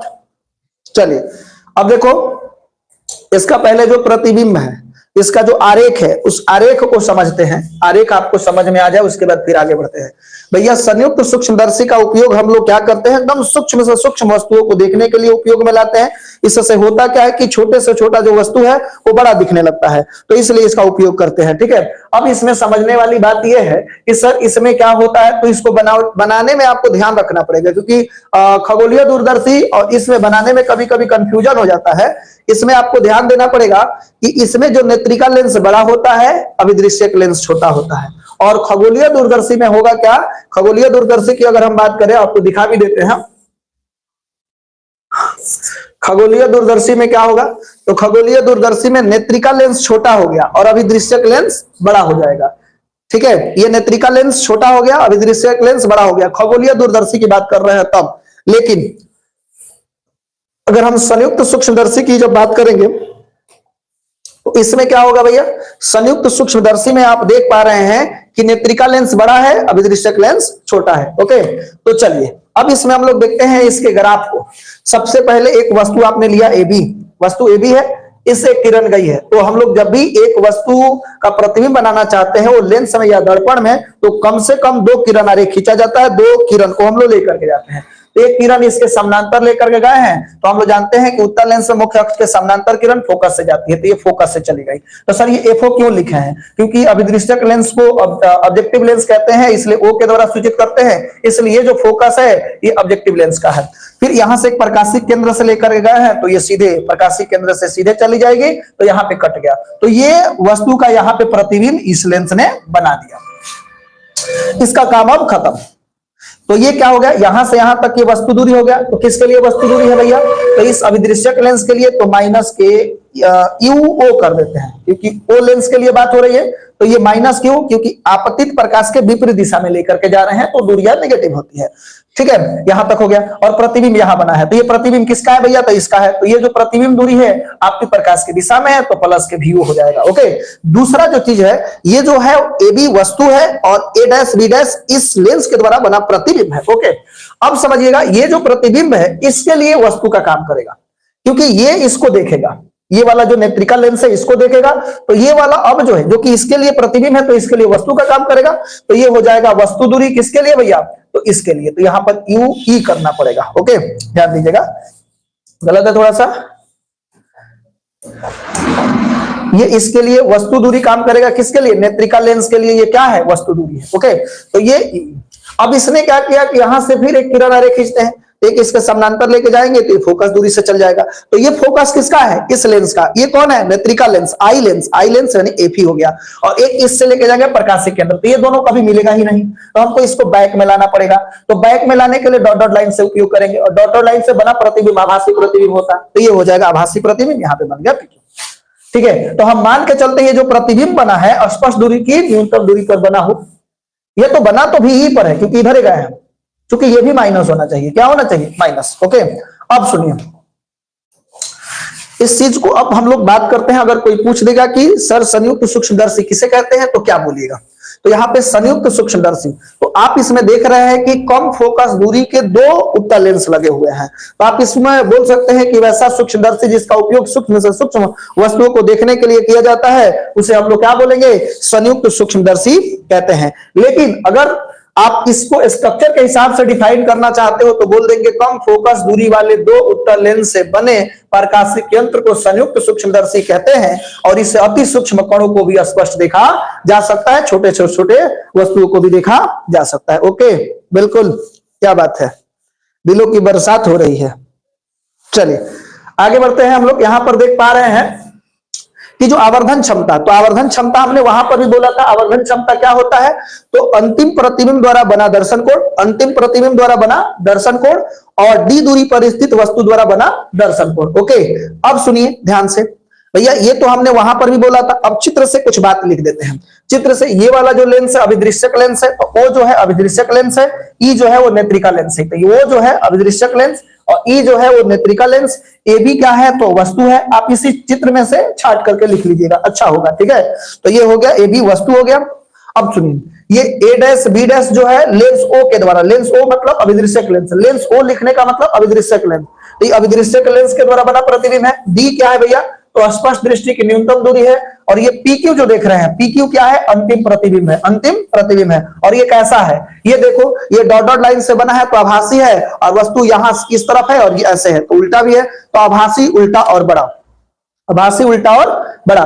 तो आप लोग 10वीं क्लास में एक बात आप लोगों ने पढ़ा होगा, मास्टर साहब ने जरूर बोला होगा कि भैया आभासी प्रतिबिंब सीधा होता है। तो सर आप तो उल्टा पढ़ा रहे हैं, कह रहे कि आभासी उल्टा। तो संयुक्त सूक्ष्मदर्शी, संयुक्त सूक्ष्मदर्शी और खगोलीय दूरदर्शी का जो अंतिम प्रतिबिंब होता है आभासी और उल्टा होता है। एकदम नोट करके रख लीजिए, और ऑब्जेक्टिव में एक प्रश्न ऐसे आएगा, आप गलती नहीं करोगे। आभासी और क्या होगा भैया, आभासी होगा और उल्टा होगा। ओके चलिए, अब हम लोग ये चित्र से ये तो बातें हम लोग लिख लिए, ये डिफिनीशन हम लोगों ने पढ़ लिया। आवर्धन क्षमता बराबर होता है अंतिम प्रतिबिंब द्वारा बना दर्शन कोण, और डी दूरी पर स्थित वस्तु द्वारा बना दर्शन कोण। अब देखो एम बराबर क्या होता है तो बीटा बटा के अल्फा। एम बराबर क्या होता है बीटा बटा के अल्फा, क्योंकि हम लोग जानते हैं कि अंतिम प्रतिबिंब द्वारा बना दर्शन कोण को बीटा कहते हैं और इसको अल्फा कहेंगे। छोटे कोण के लिए, तो छोटे कोण के लिए आप पहले से भी जानते हो कि tan थीटा और sin थीटा थीटा के बराबर हो जाता है। यानी छोटे कोण की अगर बात कर रहे हैं तो छोटे कोण में आप क्या जानते हो, छोटे कोण के लिए tan थीटा किसके बराबर होता है, थीटा, या थीटा किसके बराबर tan थीटा। तो इसलिए बीटा जो है tan बीटा के बराबर, अल्फा जो है tan अल्फा के बराबर हो गया। अब ये जो चीज है वहां से हम लोग को समझना वेरी वेरी इंपॉर्टेंट है। और अल्फा जो होता है स्पष्ट दृष्टि के न्यूनतम दूरी पर स्थित वस्तु द्वारा बना दर्शन कोण। ओके, ये बात आपको समझना है। चलिए, तो अब यहां पर हम लोग बात करने वाले हैं भैया एम बराबर, तो यहां से tan बीटा, तो इसमें हम लोग खोजेंगे कि बीटा कहां है। तो बीटा जो है यहां पर देख रहे हैं, तो इस छोटे से त्रिभुज के अंदर चलो और बीटा का मान बताओ, tan बीटा का मान। तो tan बीटा, तो tan theta is equal to P बटा के बी होता है। तो यहां पर हम लोग देख रहे हैं कि ये हो जाएगा a डैश बी डैश और बटा के ये ई बी डैश चाहे बी डैश ई, कुछ भी लिख सकते हैं। तो tan बीटा के जगह पर, tan बीटा के जगह पर, बीटा तो यहां है, तो tan बीटा के जगह पर a डैश बी डैश बटा के ई बी डैश, इस त्रिभुज से हम लोगों ने निकाल लिया। दूसरा जो प्रॉब्लम करेगा क्या कि tan अल्फा, सर इस चित्र में कहीं पर भी अल्फा आपको दिखाई नहीं दे रहा है, अल्फा कहां से निकलेगा। तो भैया जो ये वस्तु है, ये वस्तु कहां पे होना चाहिए तो स्पष्ट दृष्टि की न्यूनतम दूरी पर होगा। तो क्या होगा भैया, वस्तु कहां पर आ जाए, तो ये वस्तु आप देख रहे हैं, ये वस्तु आ जाए, ये उठाइए इसको और स्पष्ट दृष्टि के न्यूनतम दूरी पर ला दीजिए। तो इस वस्तु को उठा करके आपने यहां पर ला दिया, समझने के लिए बना रहे हैं, फिर मिटा देंगे क्योंकि ये एजम्पशन है, माना गया है। तो यहां पर क्या करते हैं, ए हो गया और ये क्या हो गया, बी हो गया, और ये हम लोग यहां से एक कोण बना लेते हैं। ओके, ये कोण बना, इस ऐसे भी बना सकते हैं हम लोग, ध्यान दीजिएगा। इसको हम यहां से लेकर के आ जा रहे हैं, तो ये जो बन गया वो क्या बन गया, अल्फा।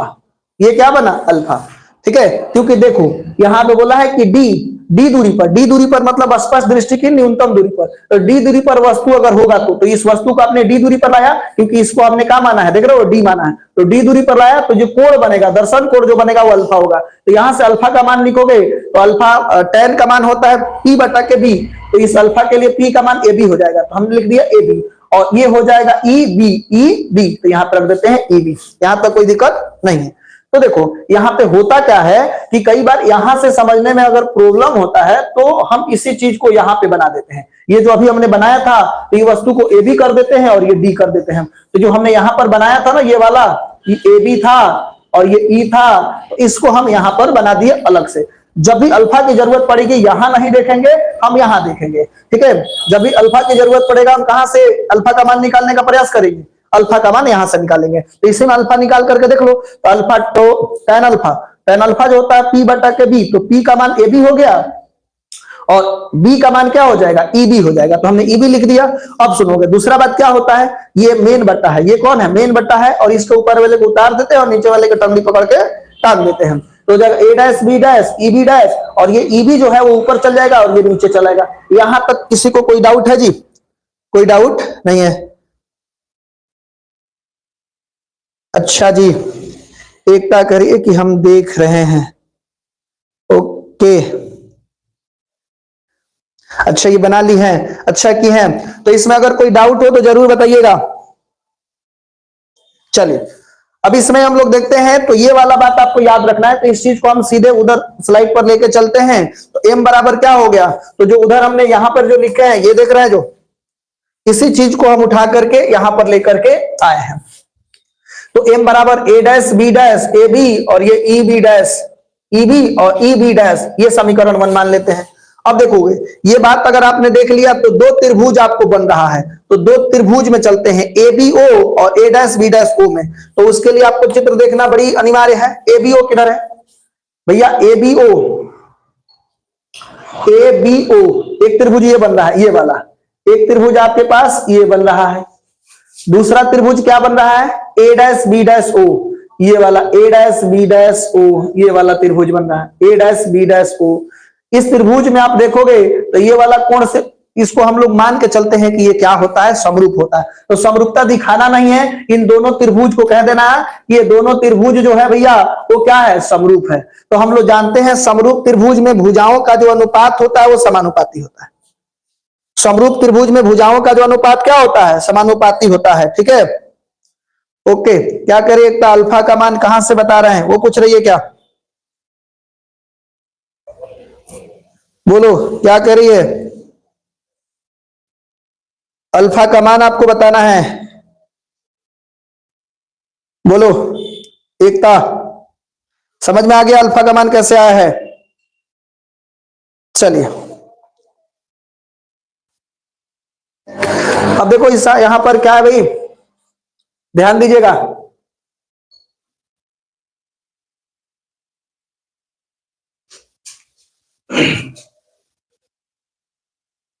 चलो, तब यहां से हम लोग आते हैं, यहां पर ये दोनों त्रिभुज देख रहे हैं कि ये क्या हो गया, तो त्रिभुज ए बी ओ और तथा ए डैश बी डैश ओ, हमने बोला कि ये समरूप है। ठीक है, ये समरूप क्यों है, क्योंकि आप वहां पर देख सकते हैं शीर्षाभिमुख कोण बराबर था, हाइट सेम था। ठीक है, तो इसलिए क्या हो जाएगा, वो हो जाएगा आपके पास समरूप। तो सिद्ध नहीं करना है कि समरूप कैसे, आपको लिख देना ये समरूप है। तो जब समरूप हो जाएगा तो भुजाओं का जो अनुपात होगा वो सेम होगा, यानी A dash B dash A B के जगह पर हम लोग क्या लिख सकते हैं, तो यहां पर देख लीजिएगा, यहां पर जो ए डैश बी डैश है, ए डैश बी डैश को हम क्या कर सकते हैं, ओ बी डैश कर देते हैं, और यहां पर ए बी के जगह पर ओ बी डैश कर दे रहा है। माने इन दोनों त्रिभुज से हम यहां पर लिख करके फिर आपको मिटा देंगे, यहीं पर दिखा देते हैं। इस त्रिभुज में अगर कोई पूछेगा ए डैश बी डैश बटा के ए बी, तो ए dash B dash, A dash B dash के जगह पर हम लिख देते हैं ओ बी डैश, यहां पर लिख देते हैं ओ बी।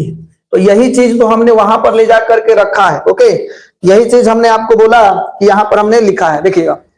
तो ये हो जाएगा ए डैश बी डैश बटा के ए बी के जगह पर ओ बी डैश और ओ बी। ये कहां से लिखे हैं भाई, ये समरूपता सिद्ध की है कि ये समरूप है, इसके वजह से हमने लिख दिया। अब देखो, इन दोनों का मान समीकरण 1 में रखो। तो यहां पर हम लोग देख रहे हैं समीकरण 1 है, ये यहां पर है। अब क्या करते हैं, A dash B dash A B की जगह पर O B dash O B dash O B रख देते हैं। तो यहाँ पे समीकरण 1, इसके जगह पे हमने क्या रख दिया, O B dash A B, और ये तो सेम टू सेम यहाँ पर हमने लिखा है। अब क्या करते हैं, चिन्ह परिपाटी सहित मान रखते हैं। तो आप मेरे को बताओ ओ बी डैश क्या है। तो यहाँ पर हम लोग आते हैं और ओ बी डैश के बारे में पूछते हैं कि ओ बी डैश क्या है। तो ओ बी डैश देखिएगा यहाँ पर क्या है, O B dash, O B dash. तो ये तो क्या है, इस लेंस के लिए प्रतिबिंब दूरी, तो प्लस के भी है।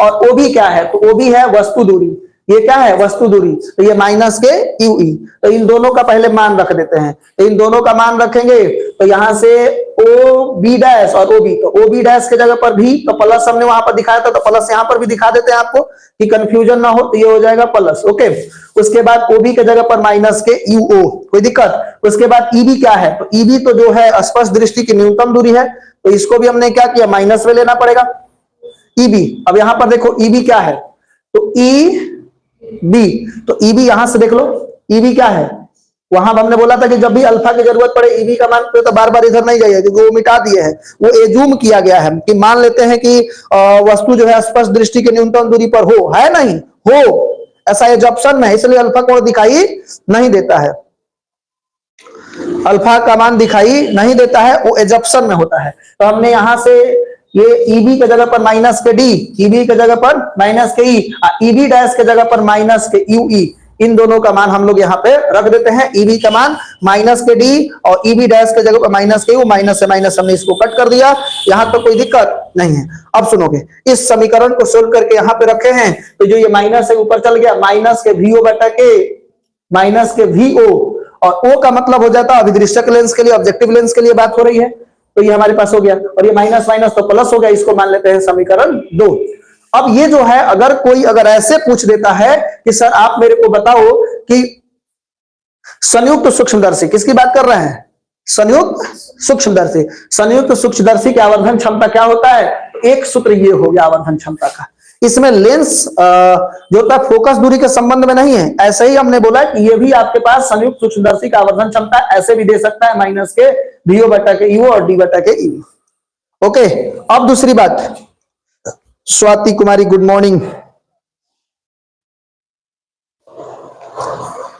ओके चलिए, तो केस नंबर 1 हमने उसमें भी हमने केस माना था, केस नंबर प्रतिबिंब जो है, जब प्रतिबिंब स्पष्ट दूरी प्रतिबिंब जो स्पष्ट दृष्टि के न्यूनतम दूरी पर हो, यानी डी दूरी पर हो, डी का मतलब स्पष्ट दृष्टि के न्यूनतम दूरी बोलते हैं, ठीक है। जब यहां पर हो तो कैसे बनेगा, तो हम लोग यहां पर सबसे पहले लेंस सूत्र से बात करते हैं। लेंस सूत्र सबको याद है, लेंस सूत्र क्या होता है, 1/f बराबर 1/v माइनस 1/u। लेंस सूत्र क्या होता है, ये आपके पास होता है। तो नेत्रिका लेंस की अगर बात करते हैं, नेत्रिका लेंस क्या होगा भैया, नेत्रिका लेंस देख लो, नेत्रिका लेंस में हम बात करेंगे तो क्या होगा,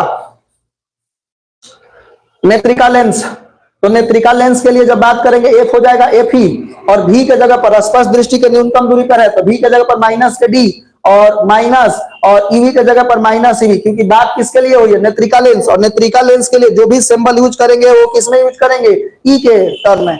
तो जो है माइनस के डी हो गया क्योंकि स्पष्ट दृष्टि के न्यूनतम दूरी पर है, तो प्रतिबिंब ना है बी पर, तो बी की जगह पर माइनस के डी हो गया, और ये जो यू है वो माइनस के यू हो गया, और इसको सोल्व करते हैं तो ये माइनस माइनस क्या हो जाएगा, तो प्लस हो जाएगा।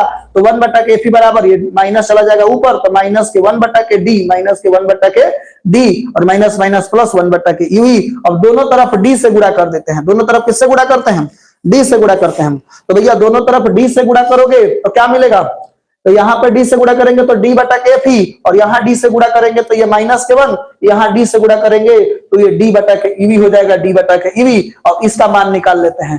तो डीवी बराबर निकालेंगे, माइनस से जाएगा तो प्लस हो जाएगा कि नहीं हो जाएगा, तो डी बटा के यूई का मान हो जाएगा 1 प्लस डी बटा के एफ ही। अब देखोगे ये हमारे पास हो गया ये डी बटा के यूई, और यहाँ पर भी क्या दिख रहा है, डी बटा के यूई दिख रहा है। तो यहां पर ये समीकरण 2 है, तो डी बटा के ईवी का मान कहां पुट कर देते हैं, समीकरण 2 में, तो ये हो जाएगा m बराबर, यहां तो ये है माइनस के vo बटा के यूओ, इसके जगह पर हम क्या पुट कर देते हैं 1 प्लस डी बटा के एफ ही, तो ये हो जाएगा आपके पास संयुक्त सूक्ष्मदर्शी का आवर्धन क्षमता।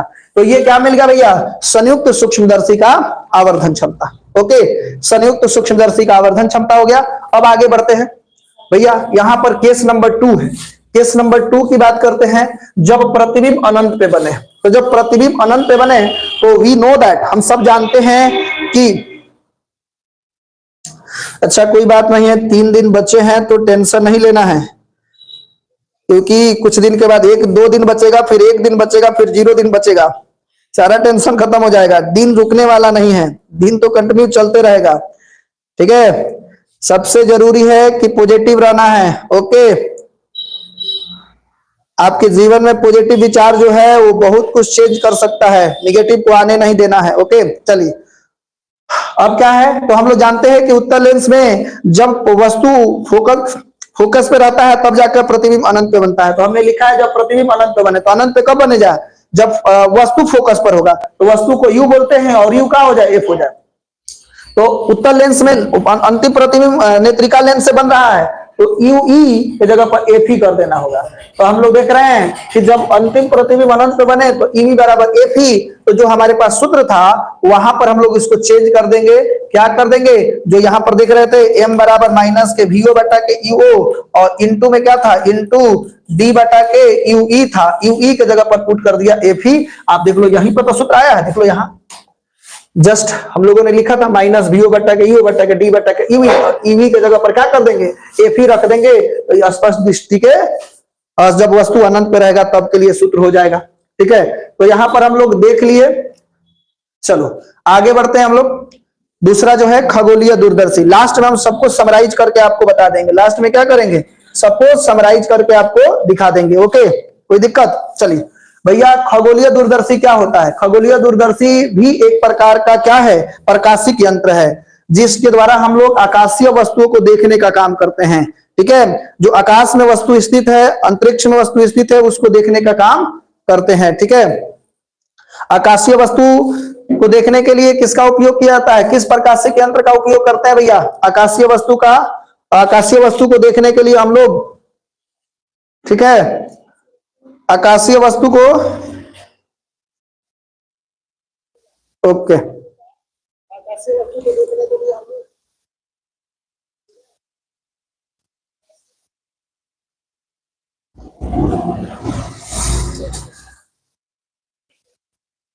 चलिए देखिए इसमें क्या था, मैं पहले भी क्लियर कर दिया था। आकाशीय खगोलीय दूरदर्शी में जो नेत्रिका लेंस होता है वो छोटा होता है, अभिदृश्यक लेंस बड़ा होता है। ठीक है, इसमें देखो हम लोग चूंकि इसमें अनंत पर स्थित वस्तु को देखने में प्रयोग करते हैं, और सब लोग जानते हैं कि जब अनंत पर स्थित वस्तु है और अनंत से आने वाली प्रकाश की किरणों को समानांतर माना जाता है। अनंत से आने वाली प्रकाश की किरणों को क्या माना जाता है, समानांतर माना जाता है। तो हम लोग इसका उपयोग अनंत पर स्थित वस्तु के लिए करते हैं। तो ये मान लेते हैं एक वस्तु ए बी है जो कि अनंत पे है, और वहां से प्रकाश की किरणें दो आ रही है, तो अनंत से आने वाली समानांतर प्रकाश किरणें, और ये दोनों आकर के यहाँ पे कट गई। तो ये ए बी जो है अनंत पर स्थित वस्तु है, और उसका यहाँ पे प्रतिबिंब बन गया ए डैश बी डैश। तो चूंकि ए डैश बी डैश इस अभिदृश्यक लेंस का जो है वो क्या है, प्रतिबिंब है, लेकिन इस नेत्रिका लेंस के लिए किसका काम करेगा, वस्तु का काम करेगा। तो जो कि ये दूरी जो है वो अनंत पर है, तो ये अनंत पर दूरी है, ये जो है इसका प्रतिबिंब बना है, तो इसको एफओ कर देते हैं, क्योंकि कहां बनाएगा, फोकस पे बनाएगा। कहां बनाएगा भैया, हम लोग जानते हैं समानांतर आने वाली प्रकाश की कटती कहां है, फोकस पर। तो ये हो गया इस लेंस का फोकस, हमने यहां पर एफओ कर दिया। तुम चाहते तो यहां न लिख करके यहां पर भी लिखा जा सकता था एफओ, ये फोकस पर, क्योंकि अनंत से आने वाली प्रकाश की फोकस पर कटती है, कट गया, समानांतर आएगी तो फोकस से कटेगा। तो सॉरी यहाँ पे जो इस लेंस ने यहाँ पे जो प्रतिबिंब बनाया है, ये प्रतिबिंब इसके लिए वस्तु का काम करेगा। तो ये वस्तु दूरी हो गया माइनस के यू, क्या हो गया भैया, माइनस के यू, क्योंकि आपतित किरण इधर से आ रही है, हम लोग उसके विपरीत जा रहे हैं। तो आपतित प्रकाश के विपरीत दिशा में जाएंगे तो दूरियां निगेटिव लेंगे। ओके, तो हमने उसको निगेटिव में ले लिया, कोई दिक्कत नहीं है। अब सुनो ध्यान दीजिएगा, ये माइनस के ईवी तो हो गया, किसी प्रकार का कोई दिक्कत नहीं है। अब यहां से किरण आ रही खींचते हैं, तो यहां से जब भी प्रतिबिंब बनाने के लिए किरण खींचा जाता है तो मिनिमम 2 खींचते हैं। मिनिमम कितना, 2। तो यहां से एक प्रकाश किरण इसके समानांतर, मुख्य अक्ष के समानांतर लेके जाएंगे तो ये फोकस पे कट जाएगा। तो ये फोकस किसका है, इस नेत्रिका लेंस का, इसलिए एफ लिखे हैं। और एक प्रकाशिक केंद्र से लेकर के जाएंगे तो सीधे चल जाएगा।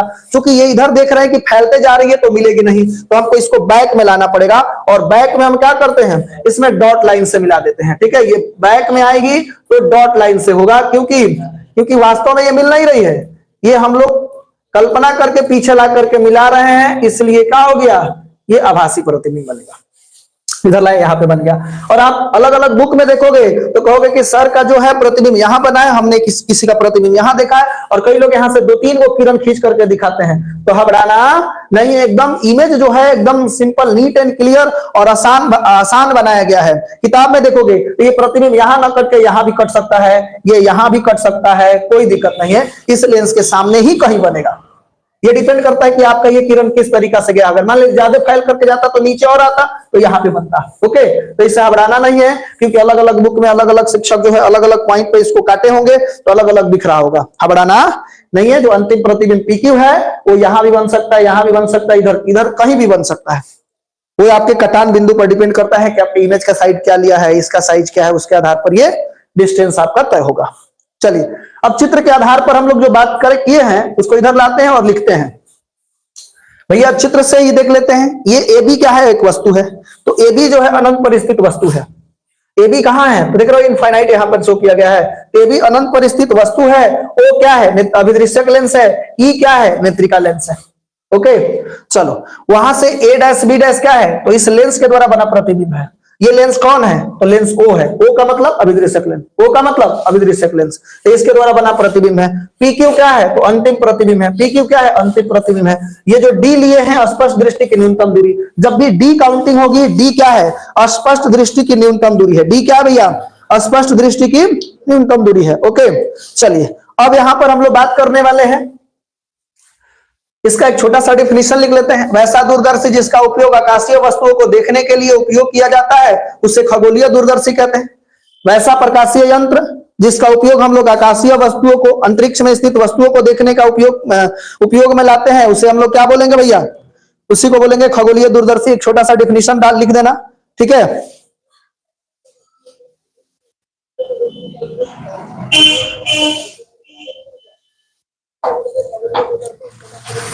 चलिए अब देखो, हम आवर्धन क्षमता का हमेशा ये जो सूत्र लिख रहे थे यही लिख रहे थे।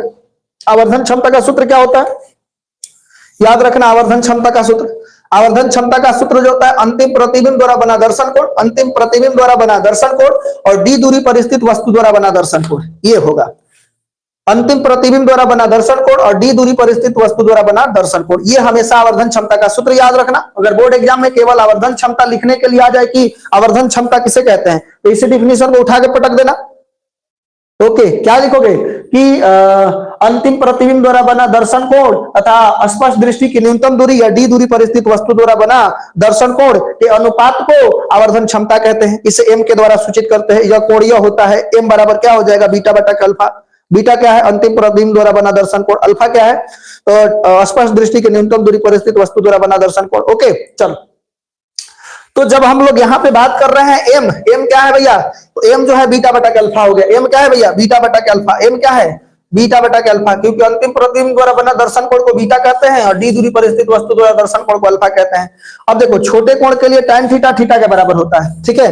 तो ये जो बीटा है tan बीटा कर देते हैं, अल्फा को tan अल्फा कर देते हैं। ओके, यहां तक तो कोई दिक्कत नहीं है। अब बीटा का मान देखोगे तो सर इसमें बीटा कोण कहां है? तो बीटा कोण आपको यहां दिख रहा है, बीटा कोण दिख रहा है। तो इस त्रिभुज में चलो, इस बीटा के लिए तो बीटा tan बीटा का मान होता है p बटा के b। तो p का मतलब हो जाएगा a डैश b और ये हो जाएगा e b डैश। तो इस tan बीटा के जगह पर a डैश b डैश बटा के e b डैश। अब देखो अल्फा तो यहां पे कहीं दिख ही नहीं रहा है, अल्फा कहां दिख रहा है? तो अल्फा के लिए हमने बोला कि डी दूरी पर स्थित वस्तु द्वारा बना दर्शन कोण। तो अगर मान लेते वस्तु डी दूरी पर है, कहां पर है? डी दूरी पर, यहां पर आ जाए वस्तु, तो इसके द्वारा जो बना दर्शन कोण है तो इसको हम इधर मिला देंगे। ओके, तो ये क्या मिल जाएगा? ये हमारे पास मिल जाएगा, इसी को हमने ये वाला जो है इसको यहां पे ला देंगे, तो ये हो जाएगा, ये क्या मिल जाएगा? B dash A dash, B dash A dash और ये ओ है, तो इसमें ये हो जाएगा अल्फा। ये क्या मिल जाएगा? अल्फा। तो अल्फा अगर ये है तो इस अल्फा के लिए ए डैश बी डैश और बटा के ये हो जाएगा बी डैश ओ, चाहे O B dash, O B dash. तो यहां पे हम लोग अल्फा के जगह पर लिख देते हैं A dash B dash, A dash B dash. ये एजम्पशन में चलेगा, ध्यान दीजिएगा, ये एज्यूम किया जा रहा है कि अल्फा जो बन रहा है डी दूरी पर स्थित, तो यही ना डी दूरी है, तो यहां पर आ गया वस्तु, तो ये कौन है? ए डैश बी डैश और ये यहां पर कोण बन रहा है, तो ये हो गया अल्फा। तो इस अल्फा के लिए ये पी होगा और ये बी का काम कर गया। पी का मतलब A dash B dash, P का मतलब ए डैश बी डैश और बी का मतलब हो जाएगा O B dash, O B dash. A dash B dash हमने क्या किया? कैंसिल आउट कर दिया। ए डैश बी डैश क्या है? A dash B dash, A dash B dash cancel out और ये पलटी मार के चला जाएगा ऊपर। तो ये क्या होगा? एम बराबर ओ बी डैश, ये हो गया ई बी डैश, ये ऊपर जाएगा ये नीचे आ जाएगा, तो ये जाएगा O B dash E B dash. इसको मान लेते हैं समीकरण 1। ओके, इसको हमने क्या मान लिया? समीकरण 1। अब देखो, इसके बाद हम इस समीकरण 1 को उधर लेके चलते हैं और बात करते हैं। यहां पे जो हमारे पास समीकरण है इसको थोड़ा सा नीचे करके आपको समझा देते हैं।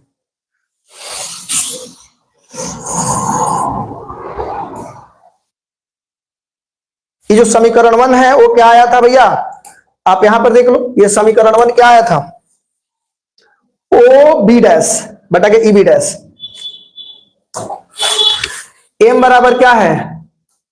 ओ बी डैश बटा के ई बी डैश, यही है।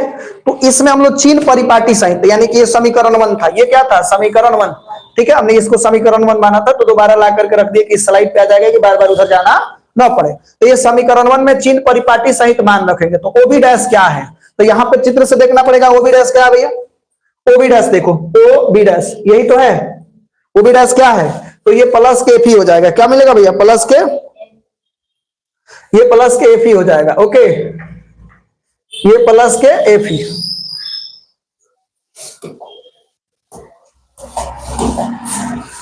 चलो, तो हमने ओ बी डैश के जगह पर प्लस के एफ ई लिख दिया, और उसके बाद क्या था E B dash. E B dash देखो ई बी डैश, तो ये होता है वस्तु दूरी माइनस के यू ई, माइनस के यू ई हो जाएगा। ओके चलो, तो यहां पे हमने इसका मान रख दिया, ओ बी डैश के जगह प्लस के एफ ओ, और उसके बाद ई बी डैश के माइनस के यू ई, इसको मान लेते हैं समीकरण 2। तो फिर इसमें भी दो केस, फिर इसमें भी कितने केस, इसमें भी हम लोग दो केस की बात करेंगे। तो पहला केस कौन सा है, जब अंतिम प्रतिबिंब स्पष्ट दृष्टि की न्यूनतम दूरी पर हो, यानी डी दूरी पर। स्पष्ट दृष्टि की न्यूनतम दूरी को किसके द्वारा सूचित करते हैं, सभी लोग कमेंट करके बताइए। तो स्पष्ट दृष्टि की न्यूनतम दूरी को किसके द्वारा सूचित करते हैं, स्पष्ट दृष्टि की न्यूनतम दूरी को किसके द्वारा सूचित करते हैं, सभी लोग कमेंट करके बताइए।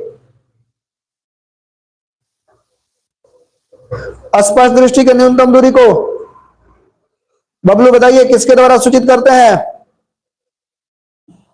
डी के द्वारा सूचित करते हैं। ठीक है, चलिए अब यहां पे हम लोग देख पा रहे हैं कि जब अंतिम प्रतिबिंब स्पष्ट दृष्टि के न्यूनतम दूरी पर बना हो, तो भैया लेंस सूत्र तो सब कोई जानता है कि 1/f बराबर 1/v माइनस 1/u होता है। ओके, तो अब देखोगे 1/f नेत्रिका लेंस के लिए f हो जाएगा एफ ई, और d जो है स्पष्ट दृष्टि के न्यूनतम दूरी, तो v हम लोग प्रतिबिंब है, और ये कितना पर है माइनस के d हो जाएगा, माइनस के नेत्रिका लेंस की बात कर रहे हैं, तो वस्तु दूरी माइनस के भी हो जाएगा, माइनस माइनस की प्लस हो जाएगा।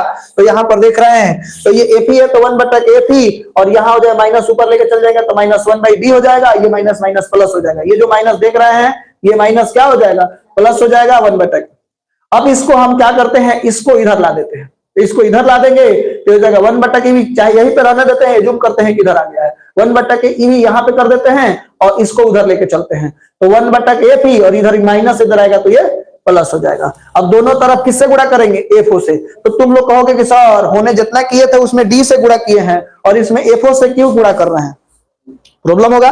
तो यहाँ पर m बराबर देख रहे हो ऊपर क्या है, एफओ है, उसमें उन दोनों क्वेश्चन में सरल सूक्ष्मदर्शी और संयुक्त सूक्ष्मदर्शी में यहाँ पे डी आ रहा था, तो इसलिए डी से गुणा कर रहे हैं, और यहाँ पर एफओ है इसलिए एफओ से गुणा कर रहे हैं। तो जब एफओ से गुणा करेंगे तो 1/fo बटा के क्या हो जाएगा, म्यू ई, यही हो गया। और इसमें एफ से गुणा करेंगे तो ये एफओ बटा के एफ ई, यहाँ नीचे एफ ई है, एफओ बटा के एफ ई, और यहाँ एफओ से गुणा करेंगे तो एफओ बटा के डी। यहां तक कोई दिक्कत? तो यहाँ देखो ये भी क्या है, एफओ बटा के यू ई, और यहां पर दिया एफओ बटा के यू ई, और ये माइनस ऑलरेडी इसके साथ है, तो ये इसका मान जो है एफओ बटा के यू ई का मान, ये समीकरण 2 है, तो इसका मान हम लोग समीकरण 2 में रख देते हैं। तो ये m बराबर है, ऑलरेडी माइनस है, तो इस माइनस को हमने बाहर रखा, इससे हम लोग अभी लेना देना नहीं है, ये ब्रैकेट में रख देते हैं और पूरा इसका मान उठा करके रख देते हैं इसमें। अभी देखो ये माइनस जो है वो बाहर है, पहले से ऑलरेडी बाहर है, कंफ्यूजन हो जाता है बाद में, ये ऑलरेडी माइनस बाहर है, इसमें से कॉमन कर लेते हैं, एफओ बटा के एफ ई, तो ये बाहर कर देंगे तो यहाँ बच जाएगा 1,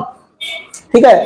फिर यहाँ पे हो जाएगा एफओ बटा के एफ ई, तो सर ये कैसे आ गया, तो तुम गुणा करके देखो, इस माइनस को तेरे को कोई मतलब नहीं, माइनस वो ऑलरेडी पहले से बाहर था, ठीक है। तो इसको गुणा करो, इसको उठा के इसमें गुणा करेंगे तो कितना हो जाएगा, एफओ बटा के एफ ई, इसमें गुणा करेंगे तो एफ ई से एफ ई, तो एफओ बटा के डी हो जाएगा कि नहीं हो जाएगा, यानी इस माइनस को छोड़ करके इसको केवल इससे गुणा करेंगे तो फिर ये आ जाएगा। ओके, तो इस तरीका से हम लोग देखे कि जब वस्तु जो है, प्रतिबिंब जो है स्पष्ट दृष्टि के न्यूनतम दूरी पर यानी डी दूरी पर होगा, तो जो किसका भैया, ये किसका क्षमता है, आवर्धन क्षमता, ये खगोलीय दूरदर्शी का आवर्धन क्षमता है। कब, जब वस्तु प्रतिबिंब जो है स्पष्ट दृष्टि के न्यूनतम दूरी पर हो तब। लेकिन अब नेक्स्ट जो है बात क्या है कि प्रतिबिंब जो है अनंत पर बने, प्रतिबिंब कहां बने, अनंत पे बने, तो क्या होगा, प्रतिबिंब अनंत पे बनेगा तो हम लोग क्या करने वाले हैं उसके बारे में बात करते हैं।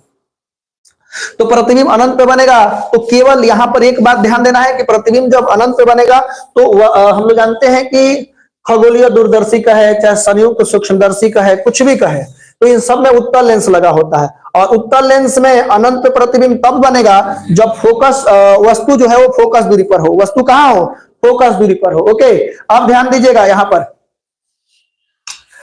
ध्यान दीजिए, यहां पर हो जाएगा यूई जो है वो किसके बराबर हो जाएगा, एफई के बराबर, यानी वस्तु दूरी फोकस दूरी के बराबर होगा। तो यहां केवल हम यूई के जगह पर एफ ई कर देते हैं, तो हमारे पास m बराबर 1 आ गया, माइनस एफ बटा के एफ ई, माइनस होता है कई जगह पर आपने देखा होगा प्लस में, तो गलत है, ठीक है। तो इस तरीका से ये हमारे पास सूत्र निकल करके आ गया। आप सबसे निवेदन है कि आप सब इसको स्क्रीनशॉट ले लीजिएगा, एक बार हम दिखाएंगे, क्लास जो हो गया वो खत्म हो गया।